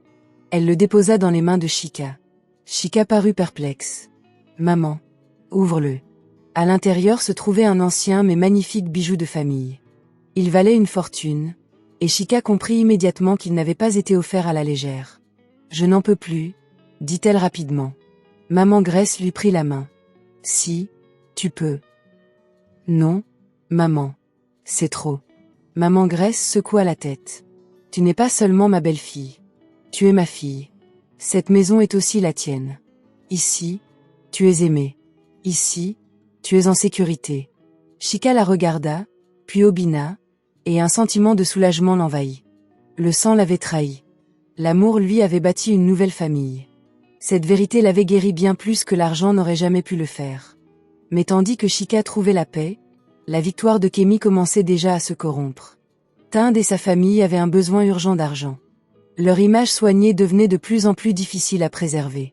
Tind a commencé à faire plus ouvertement pression sur Kémy. Un jour, c'était pour des raisons professionnelles. Un autre jour, pour son image. Un autre jour, c'était pour un investissement urgent. Il mentait quand il le fallait. Il la flattait quand il le fallait. Il avait promis de le rembourser le moment venu. Mais au fond de lui, sa décision était déjà prise, l'utiliser en premier. Laisse tomber plus tard. Kémy, toujours prête à tout pour rester Madame Bello, a fini par céder. Elle a débloqué l'argent petit à petit. Elle a pris la défense de Tind lorsque d'autres l'ont interrogée. Elle se disait que ce n'était que passager. Mais la vérité ne resterait pas cachée éternellement. La famille Bello était au bord du gouffre. L'image de Tind se ternissait. Sa confiance était devenue forcée. Ses paroles ne suivaient plus ses actes. Au même moment, la rumeur d'un mariage fastueux se répandait dans toute la ville. Un homme mystérieux et immensément riche allait enfin se marier. Très peu de gens l'avaient vu en public. Beaucoup connaissaient ses investissements. Beaucoup connaissaient son pouvoir. Mais rares étaient ceux qui connaissaient l'identité de cette personne. Naturellement, la haute société s'agitait. On parlait, on spéculait, on cherchait à se faire inviter. Tind entendit la conversation et voulut immédiatement en faire partie. S'il pouvait se rapprocher de cet homme puissant, peut-être que la famille Bello pourrait se relever. Kémy désirait la même chose, mais pour des raisons différentes. Elle voulait qu'on la remarque à nouveau. Elle voulait un statut social. Elle voulait que les gens arrêtent de chuchoter. Aucun des deux ne connaissait la vérité. Pendant ce temps, le mariage de Chika approchait à grands pas. Malgré tout, elle restait nerveuse. Parfois, elle restait assise en silence, se demandant si elle méritait vraiment un amour aussi constant. Un homme comme Obinna lui paraissait encore plus grand que ce qu'elle comprenait. Pas seulement pour l'argent, mais aussi pour sa façon d'aimer, sans que cela ne devienne pesant. Le matin du mariage, elle était encore plongée dans ses pensées lorsqu'Obinna fit son entrée, vêtue d'un habit de cérémonie. Un instant, Chika oublia où elle était. Il paraissait élégant, imposant, et presque méconnaissable par rapport au simple fermier qu'elle avait rencontré au début. Pourtant, il était toujours le même homme chaleureux, avec le même regard calme et la même voix posée. Il sourit en voyant son expression. « Qu'y a-t-il » Chika secoua lentement la tête. « Tu regardes. » Il attendit. Elle sourit timidement. « Trop bien. » Il rit doucement. « Et tu es si belle que j'en oublie mon propre nom. » Elle détourna aussitôt le regard, souriant malgré elle. C'est à ce moment précis que les deux facettes de sa personnalité commencèrent à se rejoindre pleinement dans son esprit. L'homme simple. L'homme puissant. Ils s'appelaient tous les deux Obinna. Le lieu du mariage était grandiose. C'était grandiose. Les villageois arrivèrent avec joie et le cœur ouvert, apportant des présents, des prières et des bénédictions. Des hommes d'affaires étaient également présents, vêtus avec élégance et d'une grande distinction. Le personnel s'activait avec une concentration intense. Henri était partout, dirigeant les opérations avec calme, et l'autorité qui l'entourait à elle seule indiquait clairement qu'il ne s'agissait pas d'un événement ordinaire. Chika avait tout vu et savait désormais, sans que personne ne le dise ouvertement, que le monde d'Obinna était bien plus vaste qu'il ne le laissait paraître. Kémy et Tind arrivèrent alors. Dès qu'ils aperçurent Mama Grace et quelques villageois, ils recommencèrent. Kémy regarda autour d'elle avec un dégoût manifeste. Alors, ils laissent maintenant les villageois assister à ce genre de mariage ? Tind secoua la tête. Ces gens-là sont venus profiter du système. Quelques villageois entendirent la remarque et froncèrent les sourcils, mais avant que quiconque puisse répondre, Chika s'avança. « Fais attention à ce que tu dis. » Kémy se retourna et rit en la voyant en robe de mariée. « Que fais-tu ici ?» Chika la regarda fixement. « C'est mon mariage. » Kémy la fixa un instant, puis éclata de rire. « Votre mariage » répéta-t-elle. « Arrêtez ça. Impossible que ce soit le paysan du village qui soit derrière tout ça. » Elle jeta un nouveau coup d'œil autour d'elle, puis déclara d'une voix forte. « L'homme derrière tout ça doit être quelqu'un d'influent, de puissant et d'important, pas Obinna. » C'est alors qu'Henri intervint. Son visage était grave. « Attention à vos paroles, » dit-il. « Vous parlez de mon patron. » Tind fronça les sourcils. « Votre patron ?» Henri se tourna légèrement vers Obinna, qui venait de s'approcher. « Monsieur, dois-je les faire enlever maintenant ?» Ces mots furent comme un coup de tonnerre. Le visage de Kémy se décomposa. Tind resta immobile. « Patron. Monsieur. » Tout s'éclaira soudain autour d'eux. Obina n'était pas qu'un riche fermier. Il était l'homme puissant dont tout le monde parlait à voix basse. Le mystérieux magnate. L'homme derrière tout ça. Le plus riche de tous. Et il était resté planté devant eux tout ce temps. Kémy eut l'impression que le sol se dérobait sous ses pieds. L'orgueil de Tinde s'en trouva profondément blessé. Tout ce qu'ils avaient raillé devenait soudain plus important que tout ce qu'ils avaient poursuivi. Avant qu'ils ne puissent réagir, Obina prit la parole. Ils avaient déjà été prévenus. Henri acquiesça. La sécurité intervint. Kémy tenta de protester. Tinde tenta de parler, mais plus personne ne l'écoutait. Ils furent escortés hors de la salle, couverts de honte. Pendant ce temps, à l'intérieur du grand hall, Chika et Obina se mariaient, traités de fauteurs de troubles et expulsés comme tels. C'était magnifique. Les villageois les ont bénis avec un amour sincère. Les invités les observaient avec admiration. Maman Grèce pleurait à chaudes larmes. Chika se tenait près d'Obina, non plus comme la fille rejetée d'un foyer douloureux, mais comme une femme enfin pleinement et ouvertement choisie. Quand Obina lui prit la main, elle la trouva rassurante. Quand il la regarda, cela lui parut réel. Une fois leurs vœux échangés, Chika sut une chose avec certitude. Elle n'avait pas perdu la vie en étant envoyée loin de chez elle. Elle l'avait trouvée. Mais en dehors de cette joie, Kémy et Tinde commençaient déjà à se disputer. Tinde lui reprochait d'avoir trop souvent provoqué Chika et Obina. Kémy lui reprochait d'être faible et inutile. Leurs échanges devinrent plus acerbes. Les vieilles blessures se rouvrirent. L'argent devint le nouveau champ de bataille. Kémy exigea la restitution de ce qu'il avait pris. Tinde nia, se justifia et rejeta la faute sur autrui. Rapidement, ces problèmes d'affaires s'aggravèrent. La faiblesse de la famille Bello ne pouvait plus être dissimulée. Cette fois, Obina ne l'ignora pas. Il a fait un geste décisif au sein même du monde des affaires qu'il avait jadis dissimulé. Discrètement, proprement et définitivement, il a coupé les ponts avec le dernier véritable soutien de la famille Bello. C'en fut fini d'eux. L'entreprise de Tinde s'est effondrée. Le pouvoir de sa famille s'est éteint avec elle. Son mariage avec Kémy a volé en éclats sous le poids des accusations, de la cupidité et de la honte publique. Finalement, Kémy fut déshonorée. Tinde fut ruinée. Leur mariage s'effondra, donnant lieu au divorce, aux reproches et à l'humiliation. C'était exactement ce que Chika avait prédit à Kémy dès le début. Après l'échec du mariage de Kémy et la perte de ce qui restait de l'influence de la famille Bello, Monsieur Obiora se présenta au nouveau domicile de Chika, accompagné de Kémy. À cette époque, Chika vivait avec Obina dans une somptueuse demeure, mais la tranquillité qui y régnait était bien plus réconfortante que tout le spectacle qu'elle avait pu observer chez son père. Le portail était haut, la propriété vaste, et tout dans ce lieu respirait la puissance tranquille, non le tumulte. Lorsque les gardes l'informèrent que son père et Kémy étaient dehors, Chika resta immobile un instant. Elle ne s'attendait pas à des excuses. Elle ne s'attendait pas à pleurer. Mais une petite partie d'elle espérait encore avoir honte. Ce qui arriva fut pire. Elle les reçut au salon. Monsieur Obiora paraissait plus âgé, plus fatigué. Kémy semblait elle aussi épuisée, même si la fierté persistait obstinément sur son visage. Pendant quelques secondes, personne ne parla. Puis son père s'éclaircit la gorge. « Chika, nous sommes venus pour parler. » Chika le regarda calmement. « Dis ce que tu as à dire. » Il se remua sur son siège. Les choses ne sont plus comme avant. Elle a failli en rire. Kémy prit ensuite la parole, avec moins de patience. Nous avons besoin d'aide. Voilà. Aucune excuse. Aucun regret. Aucun véritable repentir. Juste un besoin. Chika promena son regard d'un visage à l'autre et ressentit quelque chose d'étonnant en elle. Pas de la douleur. De la distance. Elle croisa les mains sur ses genoux. Je croyais que c'était réglé. Je vous avais dit à tous les deux de faire comme si je ne vous avais jamais existé. Monsieur Obiora fronça les sourcils. Ne parlez pas sur ce ton. Le sang, c'est le sang. Chika le fixait du regard. Les liens du sang n'avaient plus d'importance quand tu te tenais devant moi et que tu choisissais ouvertement Kémy une fois de plus. Kémy siffla d'irritation. Tu t'accroches encore à ça? Chika se tourna lentement vers elle. Encore. Kémy se pencha en avant. Quoi qu'il se soit passé avant, nous sommes ici maintenant. Vous êtes riche. Votre mari est riche. Aidez-nous et cessez de faire l'orgueilleuse. Cette remarque a presque stupéfié Chika. Après tout ce qui s'était passé, Kémy osait encore parler ainsi. Chika secoua la tête. Non.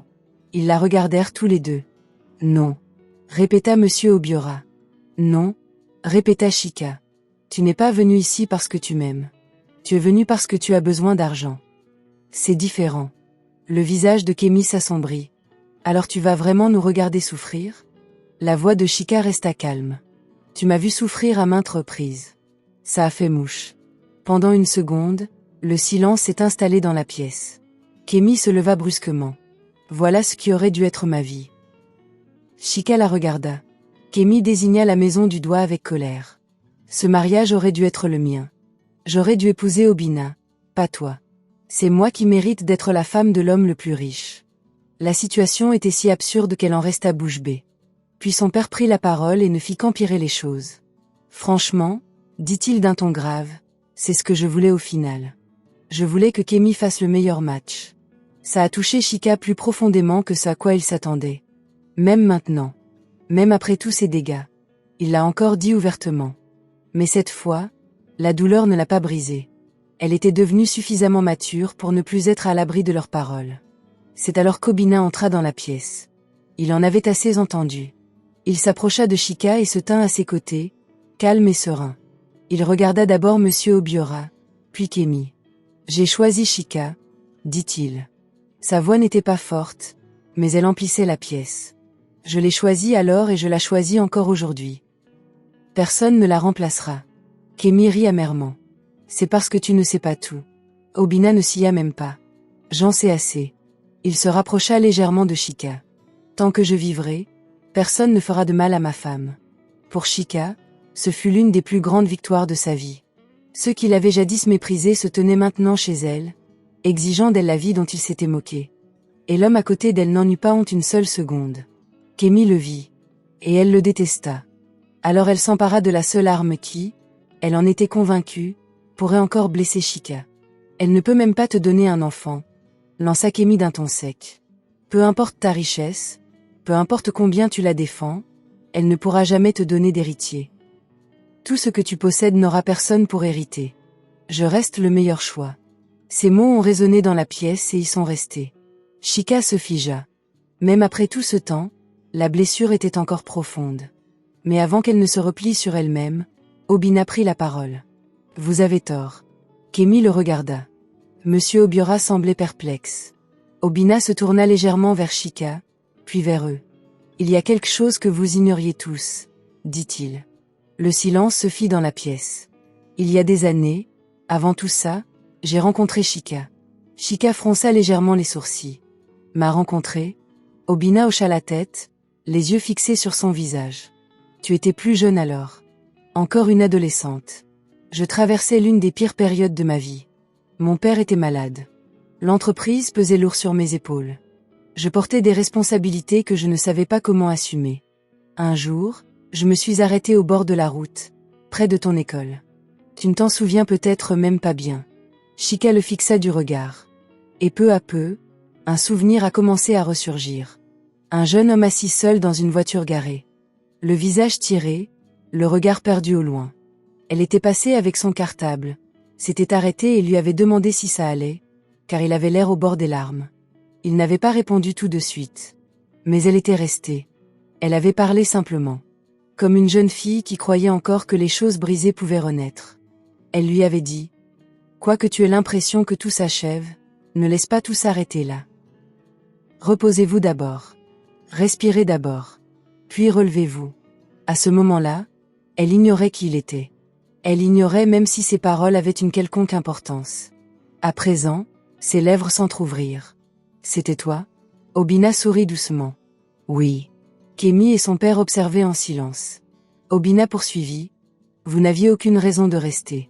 Vous ne me connaissiez pas, et pourtant vous êtes resté. Tu m'as parlé gentiment. Tu es parti. Mais je ne t'ai jamais oublié. » Chika le fixait du regard. Il poursuivit. « Plus tard, quand j'ai appris ce qui s'était passé pendant la crise médicale de Kémy, et tous les sacrifices que tu as faits pour elle, j'ai encore mieux compris qui tu étais. Bien avant ce mariage, j'avais déjà décidé au fond de mon cœur que si jamais je me mariais, ce serait avec toi. L'atmosphère était différente après cela. Tout est devenu plus clair. La patience, la douceur, la certitude qu'il dégageait. Les yeux de Chika s'emplirent de larmes. Obina soutint son regard et prononça les mots lentement, pour qu'elle ne les rate pas. Que nous ayons ou non des enfants un jour ne change rien pour moi. Si nous désirons des enfants, nous pouvons adopter. Sinon, tu nous suffis à nous-mêmes. Tu nous as toujours suffi à nous-mêmes. Quelque chose en Chika se brisa et se referma simultanément. Avant qu'elle ne puisse parler, maman Grace entra. Elle en avait assez entendu depuis l'entrée. Elle s'avança et se plaça de l'autre côté de Chika. La valeur de ma fille ne dépend pas de sa maternité, déclara-t-elle fermement. Si Dieu nous donne des enfants, nous nous en réjouirons. Sinon, elle est toujours entière. Personne ne s'en servira pour la faire honte dans cette maison. Kémy n'avait plus rien. Personne n'était d'accord avec elle. Personne ne soutenait son amertume. Pas même son père ne prit la parole. Pour la première fois, sa cruauté se heurta à un mur infranchissable. Et pour la première fois, Chika comprit pleinement quel genre d'homme elle avait épousé. Il n'était pas seulement riche. Il n'était pas seulement puissant. Il n'était pas seulement bon. Il l'a choisi, en toute connaissance de cause, pleinement, sans condition. Cette vérité a transformé son regard sur elle-même. Elle n'était plus la fille rejetée, envoyée loin pour faire place à une autre. Elle était une femme véritablement aimée. Finalement, Obina regarda vers la porte. Vous devriez partir. Monsieur Obiora se leva lentement. Kémy resta assise une seconde de plus, abasourdie, en colère, le cœur vide. Mais elle n'avait plus rien à dire. Plus aucune force. Ils n'avaient plus aucun espoir de trouver du soutien. Ils quittèrent cette maison plus petite qu'ils ne l'avaient trouvée. Et lorsque la porte se referma derrière eux, Chika laissa échapper un souffle qui semblait remonter à des années. Ce soir-là, elle et Obina restèrent assises tranquillement ensemble dans leur chambre. Pas de grands discours. Pas de spectacle. Juste la paix. Au bout d'un moment, Chika se tourna vers lui et dit doucement « Mon amour ». Il la regarda aussitôt. C'était la première fois qu'elle l'appelait ainsi avec une telle tendresse, sans la moindre timidité. Son visage s'illumina aussitôt. La joie y brillait. Une joie immense. Il s'approcha et lui caressa doucement le visage, comme s'il manipulait encore avec précaution un objet précieux. « Répète-le », murmura-t-il. Chika sourit à travers ses larmes. « Mon amour ». Cette fois, lorsqu'il l'embrassa, elle ne ressentit aucune peur. Sans hésitation. Sans blessure entre eux. Cette nuit-là, ils se donnèrent entièrement l'un à l'autre, non par contrainte, non par devoir, mais par amour, enfin comblé. Kémy, quant à elle, refusait toujours de se remettre en question. Même après avoir perdu son mariage, son statut et sa vie factice, elle blâmait tout le monde sauf elle-même. Mais désormais, plus personne ne la soutenait. Son père n'avait plus aucun pouvoir. Tind l'avait utilisé et était parti. La vie de luxe illusoire pour laquelle elle s'était battue avait disparu. Sa cruauté avait été exposée à maintes reprises. Elle se retrouvait seule face à la vérité sur ce qu'elle était devenue. Et le contraste était saisissant. Chika a perdu des choses et est devenue plus douce, plus sage, plus forte. Kémy a obtenu ce qu'elle voulait et est devenue plus vide, plus cruelle, et finalement anéantie. 3 mois après le mariage, un autre miracle s'est produit. Chika se sentait bizarre depuis quelques jours. Plus fatiguée que d'habitude, un peu étourdie, différente sans pouvoir l'expliquer. Au début, elle n'y a pas prêté attention. Puis, maman Grace l'a remarqué et a insisté pour qu'elles aillent à l'hôpital. Le médecin a fait des analyses. Quand les résultats sont arrivés, Chika est restée figée. « Vous êtes enceinte », a dit le médecin. Chika cligna des yeux. « Enceinte ?» Le médecin sourit. « Oui. » Les larmes lui montèrent aux yeux avant qu'elle ne puisse les retenir. Obina, assis à côté d'elle, resta immobile un instant avant de lui serrer la main. « Mais, ils ont dit », commença Chika. Le médecin acquiesça doucement. Le diagnostic précédent était peut-être encore valable compte tenu de ce qui avait été constaté à ce moment-là. Mais la médecine n'explique pas tout. Parfois, les miracles se produisent. Et la sérénité d'esprit peut aussi faire beaucoup de bien au corps. Chika s'est alors effondrée en larmes. Non pas avec douleur. Avec une joie si intense qu'elle en était bouleversée. Obina la serra contre lui, là, dans le cabinet du médecin, les yeux brillants. Quand ils sont rentrés et ont raconté la nouvelle à Mama Grace, celle-ci a ri et pleuré à la fois, louant Dieu sans cesse. Toute la maison était en liesse. Et cette fois, Chika n'a pas eu l'impression d'être une simple spectatrice de ce bonheur. Elle était à elle. L'histoire ne s'achevait pas sur la vie pour laquelle Kémy s'était battue, mais sur quelque chose de bien meilleur. Chika se retrouvait face à une vie qu'elle n'avait jamais imaginée. Pas une vie ostentatoire fondée sur l'orgueil. Une vie meilleure. Elle avait un mari qui la protégeait, la respectait et l'aimait profondément. Elle avait une belle-mère qui la traitait comme sa propre fille. Elle vivait dans une communauté qui l'acceptait. Elle avait la paix. Elle était heureuse. Elle portait un enfant en elle. Et surtout, elle s'était libérée de cette maison où l'amour était toujours mal mesuré. La jeune fille contrainte d'échanger de mari n'a pas été maudite. Elle a été choisie. Elle a été acceptée. Et le fermier dont tous se moquaient s'avéra être l'homme le plus riche de tous. Non seulement en argent, mais aussi en cœur. Femme stérile, si tu ne donnes pas d'enfant à mon fils et un petit enfant à moi, je te ferai vivre un enfer. Maman, je t'en prie, ce n'est pas ma faute. Je m'appelle Cathy, et si tu m'avais vu le jour de mon mariage, la façon dont je riais, dont je tenais la main de Tony comme si c'était la chose la plus sacrée que j'ai jamais touchée, tu n'aurais jamais cru que ces mêmes mains feraient un jour leur valise en silence, sous le regard souriant de sa famille, assise sur le seuil. Mais permettez-moi de commencer par le début, car cette histoire n'a pas débuté par une trahison. Elle a débuté par l'amour, le véritable amour, celui qui fait croire à une jeune femme que si elle donne suffisamment, si elle endure suffisamment, si elle prie suffisamment, tout finira par s'arranger. J'avais 24 ans quand j'ai épousé Tony. Il avait 31 ans, était sûr de lui, les épaules larges, le genre d'homme qui, en entrant dans une pièce, attirait tous les regards. Sa mère, Madame Vicky, ne voulait pas qu'il m'épouse. Elle le lui avait dit franchement, non pas en secret, mais là, à table, lors de notre premier dîner de famille, que j'étais trop ordinaire, que je n'avais rien, qu'un homme comme son fils méritait mieux. Tony avait pris ça à la légère, il m'avait serré la main sous la table et m'avait chuchoté. « Ne t'en fais pas pour elle, elle parle comme ça à tout le monde. » Je l'avais cru. Je l'avais cru comme seule une femme amoureuse peut croire un homme, sans réserve, sans poser de questions, sans même chercher à déceler les failles qui commençaient déjà à apparaître sous ses pieds. Nous nous sommes mariés en décembre, sous un dais blanc, avec des décorations orange et or, et un riz jollof dont tout le quartier parle encore. Je portais une robe que ma mère avait économisée pendant 3 ans pour m'aider à l'acheter. J'ai pleuré à l'hôtel, non pas de tristesse, mais d'émotion, car j'avais le sentiment que ma vraie vie commençait enfin. Mais la deuxième année, quelque chose avait changé. Je n'étais pas enceinte. Je n'ai pas paniqué. Beaucoup de couples essaient pendant 1 an, 2 ans, j'avais lu ça. Je me suis dit qu'il fallait être patiente. Je lui préparais ses plats préférés. Je priais tous les matins avant son réveil, agenouillée sur le sol froid, ma voix à peine audible. La 3e année, Madame Vicky commença à venir plus souvent. Et chaque visite ressemblait à une inspection. Elle parcourait lentement la maison, son regard scrutant tout. Les rideaux, la cuisine, moi, comme si elle évaluait les dégâts. Elle s'asseyait en face de moi à table, sirotait son thé, puis lançait une phrase qui semblait être une conversation, mais qui sonnait comme une gifle. « Katé, as-tu consulté un médecin ?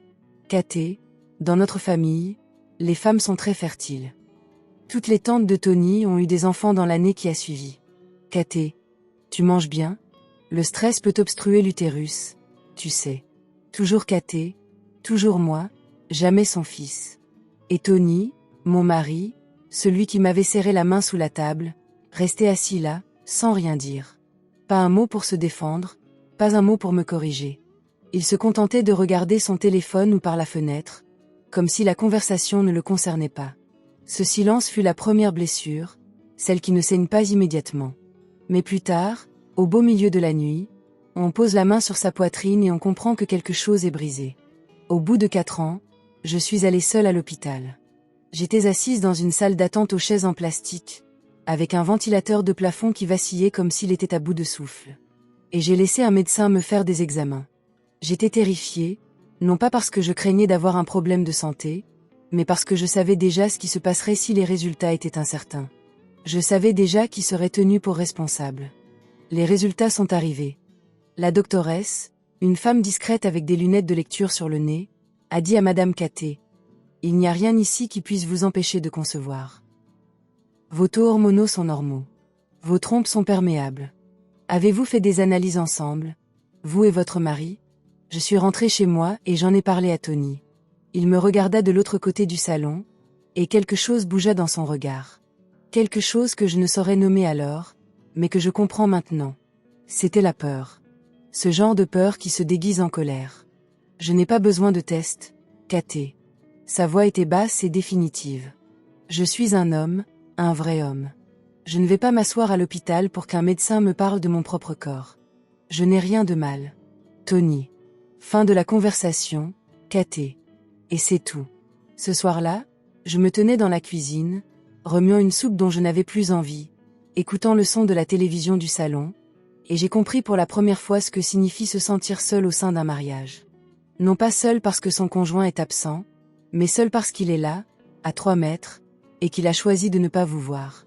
Cette nuit-là, j'ai pleuré dans la vapeur de la casserole pour qu'il ne m'entende pas.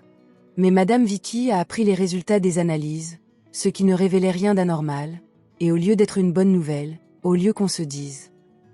Alors peut-être devrions-nous examiner Tony. Ses paroles ont pris une toute autre tournure. Elle est allée à l'hôpital sans rien dire à mon fils. Elle essayait de prouver sa pureté par des tests. Comme si le papier pouvait changer ce que Dieu ne lui avait pas donné. Et voilà comment mes résultats négatifs sont devenus la preuve de ma culpabilité. Au bout de 5 ans, ils ont arrêté de faire semblant. Aux réunions de famille, à Noël, à Pâques, au baptême des enfants des autres, j'arrivais au bras de Tony, bien habillée, souriante, de ce sourire forcé qu'on arbore quand on lutte pour préserver sa dignité. Et je voyais Madame Vicky, au milieu des tantes, parler juste assez fort pour que je l'entende.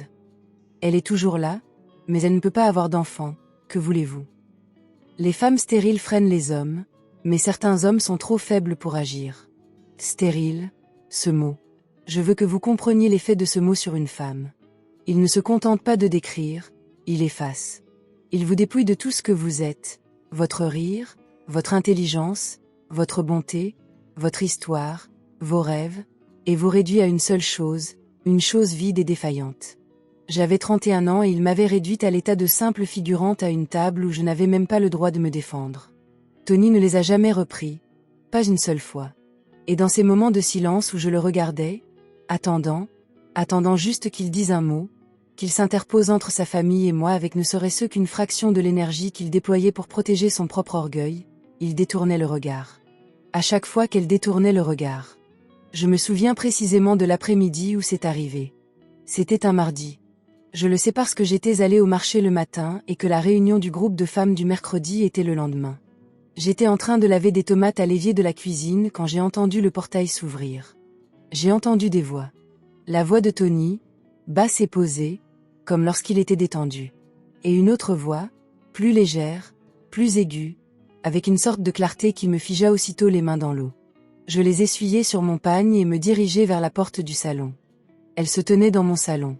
Jeune, peut-être 23 ou 24 ans, le teint clair, comme disait la famille de Madame Vicky, synonyme de beauté. Elle portait une robe d'été jaune à petites fleurs et un sac de week-end. Tony se tenait à côté d'elle, les mains dans les poches. Il me regarda comme on regarde quelqu'un quand on a répété la scène à l'avance, mais que les mots restent coincés dans la gorge. « Kate, dit-il, voici Sheila. Elle restera avec nous. » Je n'ai pas bougé. Je n'ai pas dit un mot. Je suis restée plantée là, dans l'embrasure de la porte, le robinet de la cuisine coulant encore quelque part derrière moi, et j'ai regardé mon mari, debout à côté d'une femme avec un sac de week-end dans mon salon. « Tu restes avec nous ?» ai-je répété. « Oui », a-t-il répondu en s'éclaircissant la gorge. « Tu connais la situation. 8 ans, Kate. 8 ans et rien. Un homme a des besoins. Un homme a un nom à porter. J'ai besoin d'enfants. Sheila comprend ce dont j'ai besoin. La robe d'été jaune, le sac de week-end, la façon dont elle ne me regardait pas directement, non pas avec honte, mais avec l'évitement prudent de quelqu'un à qui l'on a dit de s'attendre à une scène, mais qui fait tout pour l'éviter. J'ai senti le sol se dérober légèrement sous mes pieds. Non pas par choc, car au fond de moi, dans cette part de moi qui sait les choses avant même qu'on soit prêt à les savoir, je l'avais senti venir, comme le temps, comme cette pression particulière dans l'air avant l'orage que le corps perçoit avant l'esprit. Non, ce bouleversement venait d'autre chose. De la clarté absolue de voir ce que l'on redoutait, pleinement réalisé devant soi. En réalisant que la vie que j'avais tenté de sauver, le mariage dans lequel je m'étais insidieusement enfoncé pendant 8 ans, avait déjà été emballé et confié à quelqu'un d'autre, j'ai fermé le robinet de la cuisine. Je suis allée dans notre chambre. Je suis restée longtemps assise au bord du lit, à fixer les rideaux. Puis j'ai entendu la voix de Madame Vicky à la porte d'entrée. Elle était arrivée, et ce n'était pas un hasard. Elle attendait dehors. Elle entra en saluant Sheila comme une fille, son rire franc et chaleureux, un rire qu'elle n'avait jamais utilisé pour me saluer. « Ma fille », l'entendis-je dire. « Bienvenue, bienvenue dans cette maison. Dieu vous a envoyé ici. Dieu vous a envoyé ici. » 8 ans de prière, 8 ans de remèdes à base de plantes, 8 ans de visite à l'hôpital, 8 ans à genoux sur le sol froid à 5 heures du matin. 8 ans à essayer de sauver mon mariage de mes propres mains, sous le regard et les murmures de tous. Et Dieu m'avait envoyé Sheila. Dans les semaines qui suivirent, ma maison devint méconnaissable. Sheila quitta la chambre d'amis pour s'installer dans la chambre parentale en moins d'un mois. On m'ordonna, sans me le demander, de déménager dans la plus petite chambre du fond, celle dont la fenêtre donnait sur le mur d'enceinte et ne laissait entrer aucune lumière le matin. J'ai déplacé mes affaires en silence. J'ai replié ma vie, la réduisant peu à peu à l'essentiel, jusqu'à ce qu'elle tienne dans cette pièce sombre. Je me suis dit que c'était temporaire, que quelque chose allait changer, que Dieu, celui-là même que Madame Vicky prétendait avoir envoyé Sheila, veillait sur moi. Sheila n'était pas méchante au sens où elle criait ou faisait preuve de cruauté directe. Elle était pire. Elle était indifférente. Elle se promenait chez moi comme si ça lui avait toujours appartenu, utilisant ma cuisine, mes casseroles, réorganisant mon étagère à épices, demandant à la femme de ménage de faire les choses d'un ton qui montrait clairement qu'elle se considérait comme la maîtresse de maison. Et Tony, mon mari, la laissait faire, plus que la laissait faire. Il l'encourageait. Il lui achetait des choses. Il l'emmenait le week-end dans des endroits que nous avions cessé de fréquenter depuis des années. Il rentrait à la maison plein d'énergie, parlant, riant. Une version de lui-même que je n'avais pas vue depuis des années, comme si ma présence avait été latente depuis toujours. Madame Vicky venait presque tous les jours maintenant. « Sheila, manges-tu assez ? Sheila, laisse-moi te montrer comment Tony aime sa soupe au poivre. Sheila, ne t'inquiète pas. Voilà à quoi sert la femme de ménage. » Et parfois, en passant devant la pièce où elles étaient assises, je l'entendais prononcer mon nom, pas fort, mais suffisamment distinctement.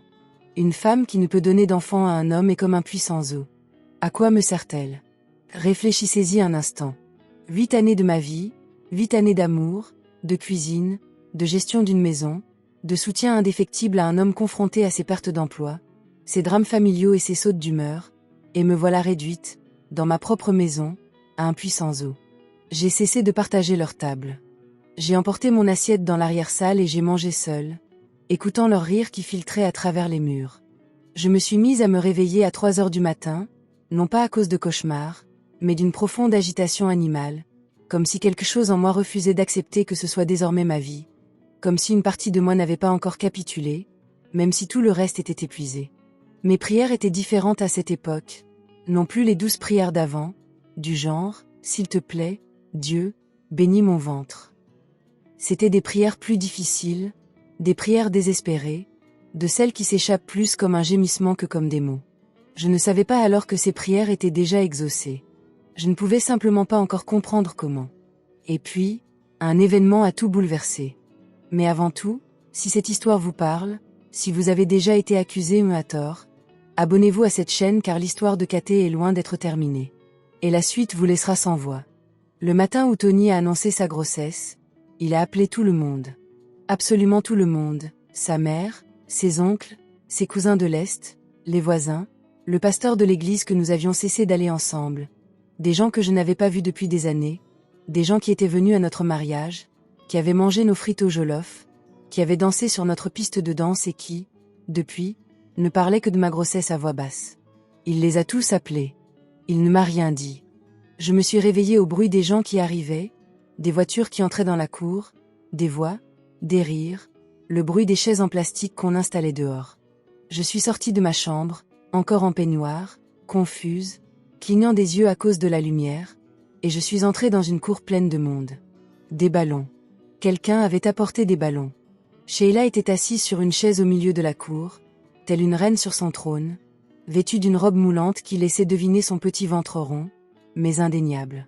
Elle rayonnait comme certaines femmes en début de grossesse, non seulement physiquement, mais aussi d'une sorte de triomphe particulier. Tony se tenait à côté d'elle, la main sur son épaule. Il me regarda entrer dans l'enceinte et une expression passa sur son visage.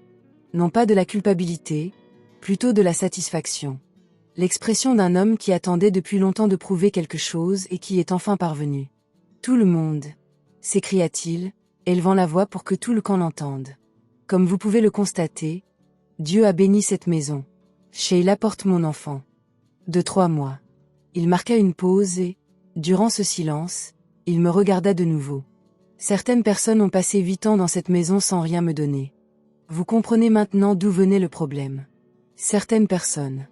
Il n'a pas prononcé mon nom. Il n'en avait pas besoin. Tous les regards dans cette enceinte se tournèrent vers moi.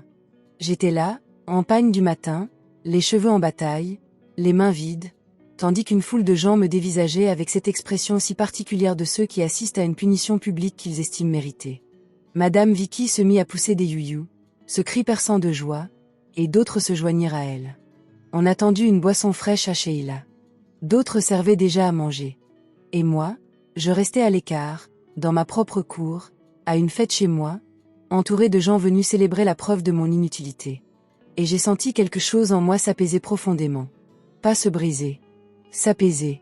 Il y a une différence. L'effondrement est bruyant. L'effondrement, c'est quand on s'écroule, quand on pleure devant les gens, quand on leur offre la scène qu'ils attendent. Le silence, c'est autre chose. Le silence, c'est quand la dernière chose à laquelle on s'accrochait encore se relâche enfin, quand les mains s'ouvrent et qu'on cesse de serrer. Je suis rentrée. J'étais assise dans mon arrière-salle. J'écoutais la fête à travers le mur. La musique, les rires, la voix de Tony qui résonnait d'une fierté et d'un bonheur que je ne lui avais pas entendu depuis des années. J'ai donc décidé de ne pas me battre, de ne pas affronter, de ne pas supplier. J'ai décidé de partir. Pas ce jour-là, pas sans dignité, mais bientôt. J'ai commencé à prendre des dispositions discrètes. J'ai appelé ma sœur cadette, Adéasie, qui habitait à l'autre bout de la ville. Je lui ai raconté ce qui se passait d'une voix si calme qu'elle a pleuré au téléphone, contrairement à moi. Je lui ai dit que j'avais besoin de quelques semaines pour me préparer. Elle m'a répondu qu'elle serait prête quand je le serais. J'ai donc commencé à transférer discrètement mes documents importants sur plusieurs jours. Mon certificat, ma carte d'assurance maladie, les quelques économies que je gardais précieusement dans une enveloppe cachée derrière le double fond de mon armoire, cet argent dont personne n'avait connaissance, cet argent que j'économisais depuis 3 ans avec une intuition inexplicable, comme si une petite voix intérieure savait déjà que j'en aurais besoin. Mais voilà, il en va des choses avec les projets, avec les préparatifs minutieux et discrets d'une femme qui a enfin pris une décision. Parfois, Dieu, le vrai, pas celui que Madame Vicky invoquait, agit plus vite que vos plans. Car 3 semaines après la fête, Sheila s'est effondrée. J'étais dans la cuisine quand c'est arrivé.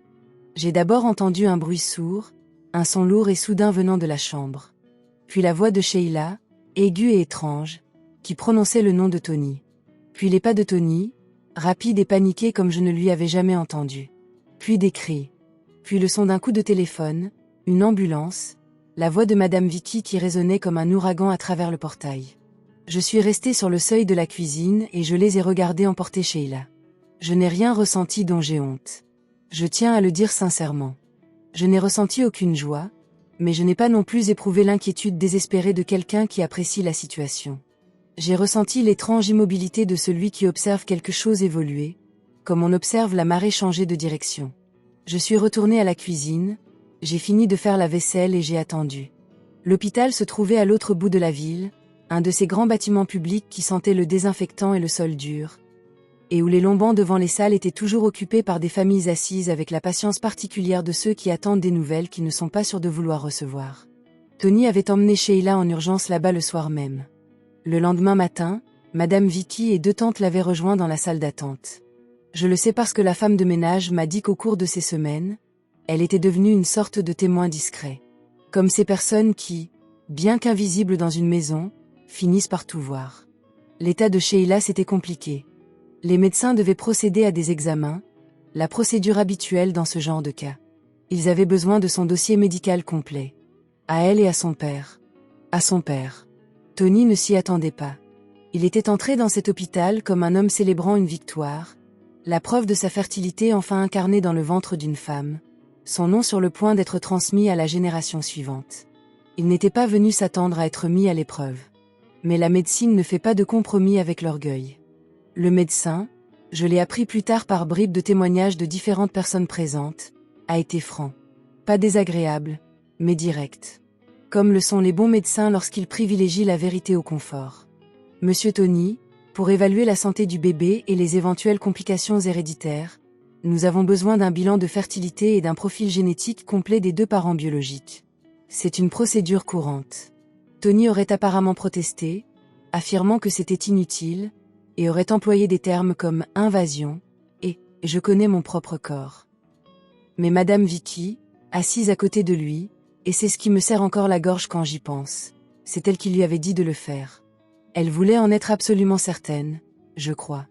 Après toutes ces années à me blâmer, elle voulait que ce soit confirmé noir sur blanc, sur un document officiel de l'hôpital, avec la signature d'un médecin. C'était bien moi. Elle avait elle-même demandé le test. Alors Tony l'a fait. Ils ont tous attendu. Puis le médecin est revenu. Je n'étais pas là. Je tiens à ce que ce soit très clair là-dessus. Je n'ai pas été témoin de ce moment, mais on me l'a décrit si souvent et avec tant de détails par des personnes présentes dans la pièce que je le vois aussi clairement que si j'y avais été. Le médecin était assis en face de Tony et de Madame Vicky. Le dossier était ouvert devant lui. Il prit une profonde inspiration, de celle que prennent les médecins lorsqu'une information qu'ils s'apprêtent à transmettre va bouleverser la vie de quelqu'un.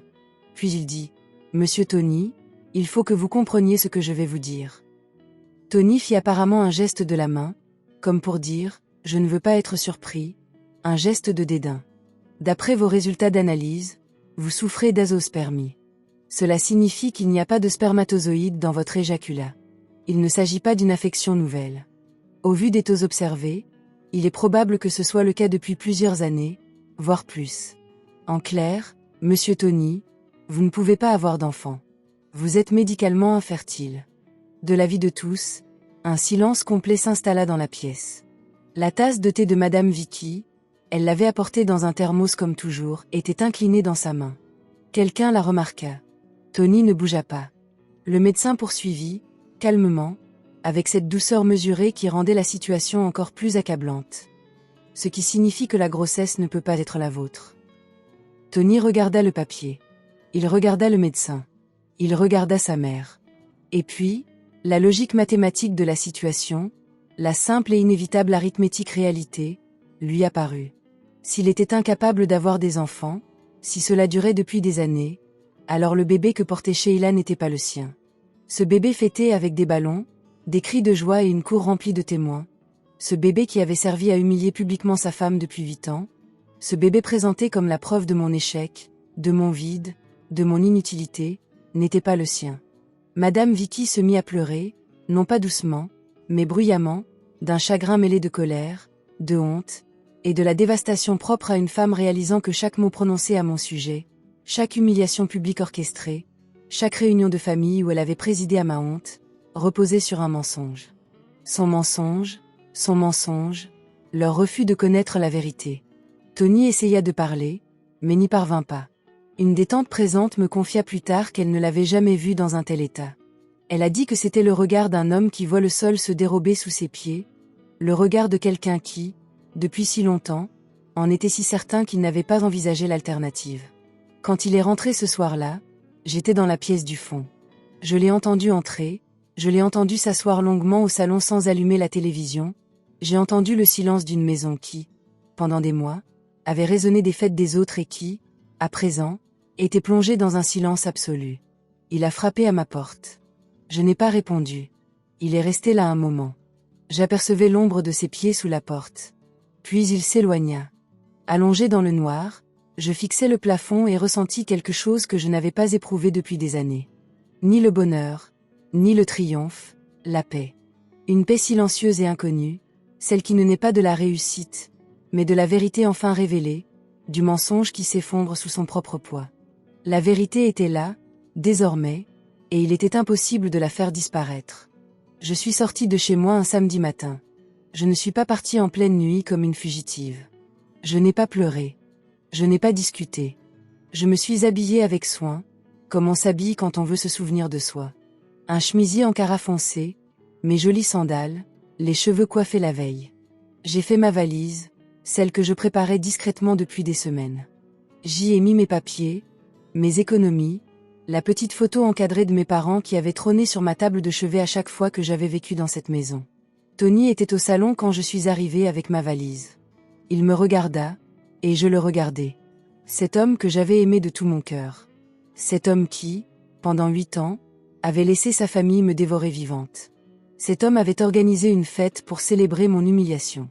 Et j'ai ressenti quelque chose de très simple, de la pitié. Non pas pour ce qui m'était arrivé, mais pour lui. Pour cette petitesse qui avait toujours été en lui et que j'avais prise pour de la force. Pour toutes ces années qu'il avait passées à me montrer du doigt pour éviter de se regarder en face. « Cathy, dit-il. J'ai attendu. Je ne savais pas, dit-il, pour le test. Je ne savais pas.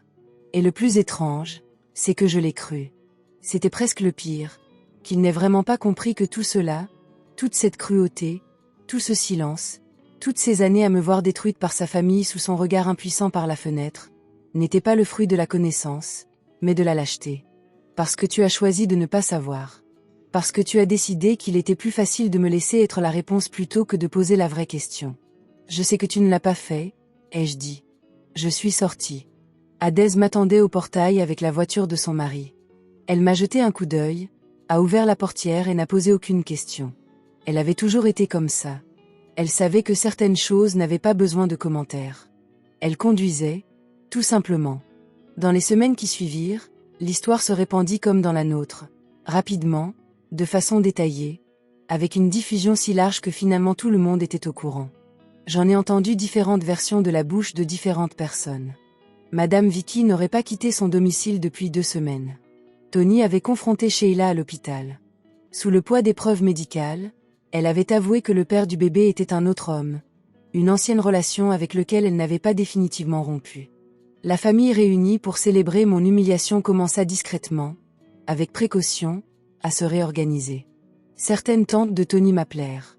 Elles dirent des choses comme « On ne les a jamais vraiment crues, et tu sais comment Vicky peut être ». Je n'ai pas rappelé la plupart de ces personnes. Il existe des excuses qui ne coûtent rien, qui ne viennent qu'après que la personne qui les présente a confirmé qui avait gagné, et je n'en avais aucune utilité. Mais voici ce que je dois vous dire. Voici la véritable fin de cette histoire. 3 mois après mon départ, je suis allée consulter un médecin dans un autre hôpital, non pas parce que j'avais un problème, mais parce que je voulais enfin connaître la vérité sur mon propre corps. Non pas à travers des examens réalisés par peur, non pas pour prouver quoi que ce soit à qui que ce soit, mais simplement pour moi-même. La doctoresse était jeune, précise et d'une méticulosité qui m'a immédiatement mise en confiance. Elle gérait un cabinet sans rendez-vous. Assise en face de moi avec mes résultats, elle m'a dit « Madame Cathy, votre santé reproductive est excellente. Il n'y a absolument aucune raison médicale qui vous empêcherait de concevoir et de mener une grossesse à terme. Votre fertilité est parfaitement intacte. » Je la fixai du regard. 8 ans. 8 ans de remèdes à base de plantes, de prières, de salles d'attente d'hôpitaux, et d'être traité de stérile lors des réunions de famille et des cérémonies de baptême. Et même chez moi, pendant 8 ans, ce mot m'avait été infligé comme une marque au fer rouge. Et j'allais bien. J'avais toujours été bien. Les larmes qui ont coulé dans le cabinet du médecin n'étaient pas spectaculaires. Elles étaient silencieuses, de celles qui jaillissent du plus profond de soi, de cette part de nous qui retenait le pire et qui, enfin, le libère. J'ai porté ma main à ma bouche et j'ai pleuré quelques minutes, tandis que la jeune médecin faisait glisser discrètement une boîte de mouchoirs sur son bureau, sans dire un mot, car elle était assez sage pour comprendre que parfois, les mots sont superflus. J'ai tourné la page. C'est la seule façon honnête de le dire. Je n'ai pas entamé une nouvelle vie du jour au lendemain. Je m'y suis installée progressivement, comme on emménage dans une maison à rénover pièce par pièce. J'ai trouvé un petit appartement. J'ai repris mon activité de couturière, que j'avais mise de côté pendant mon mariage, et je l'ai relancée à partir de rien. J'ai eu des clients en 1 mois et des habitués en 3. Puis j'ai rencontré Daniel. Ce n'est pas une histoire d'amour au sens traditionnel du terme. Ce n'était ni spectaculaire, ni extraordinaire, ni impossible. Daniel était un homme que ma sœur m'a présenté lors d'un événement à l'église. Il était proviseur adjoint dans un lycée. Calme, posé, il avait une façon d'écouter qui donnait l'impression que ce que l'on disait était la chose la plus importante au monde. Il avait été marié auparavant, brièvement et mal, et il portait ce passé avec la sincérité de quelqu'un qui l'avait surmonté plutôt que de l'enfouir. À notre 3e rendez-vous, il m'a demandé doucement si je désirais des enfants. J'ai dit oui, maladroitement. Il a acquiescé, moi aussi. Nous nous sommes mariés en toute intimité, entourés de la famille, des personnes qui avaient été présentes pendant les années difficiles. Ma mère a tellement pleuré que son pagne était trempé à l'épaule à la fin de la cérémonie. Adèle a porté un toast qui a fait rire puis pleurer tout le monde, car elle a évoqué la pièce du fond, les ballons et la fête dans la cour sans jamais mentionner Tony ni sa famille. Mais tous ceux qui avaient besoin de comprendre, ont compris. Et puis, 14 mois après notre mariage, j'ai tenu mon bébé dans mes bras, une fille. Elle est née tôt le matin, et c'était parfait. Toute cette lumière qui arrivait d'un coup après une si longue période d'obscurité. Elle était petite, toute menue et chaude, avec le nez de son père et un cri qui emplit aussitôt la pièce, avec insistance, comme quelqu'un qui s'annonce. Je la serrai contre moi et sentis son souffle, sa chaleur et son poids si particuliers, petite mais réelle, indéniablement, totalement réelle. Et à cet instant, je repensais au visage de Madame Vicky, à la voix de Tony disant « Certains ont passé 8 ans dans cette maison et ne m'ont rien donné », aux mots « stériles », prononcés par-dessus les tables où je n'avais pas voix au chapitre. Et je les sentis me quitter, non pas avec colère, ni avec triomphe, juste un soulagement, comme ouvrir un poing qu'on a serré si fort qu'on en avait oublié qu'il était fermé. Il s'était trompé à mon sujet, et pas seulement, il s'était trompé sur toute la ligne.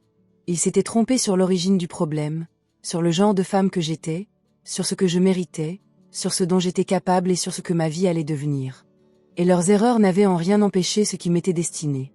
Ma fille a ouvert les yeux, j'ai prononcé son nom, et quelque part dans la ville, dans une maison qui fut jadis la mienne, j'ai imaginé Tony, accablé par le poids de tout ce qu'il avait refusé de savoir. Les années, les épreuves, la vérité qui attendait patiemment le moment où il ne pourrait plus la fuir. J'ignore ce qu'il devient, je ne le lui demande pas, mais je sais qu'un homme qui fonde son orgueil sur un mensonge ne peut rester debout une fois ce mensonge effondré. Le sol se dérobe sous ses pieds. Il voulait laisser une trace, et il l'a fait, mais pas celle qu'il avait imaginée.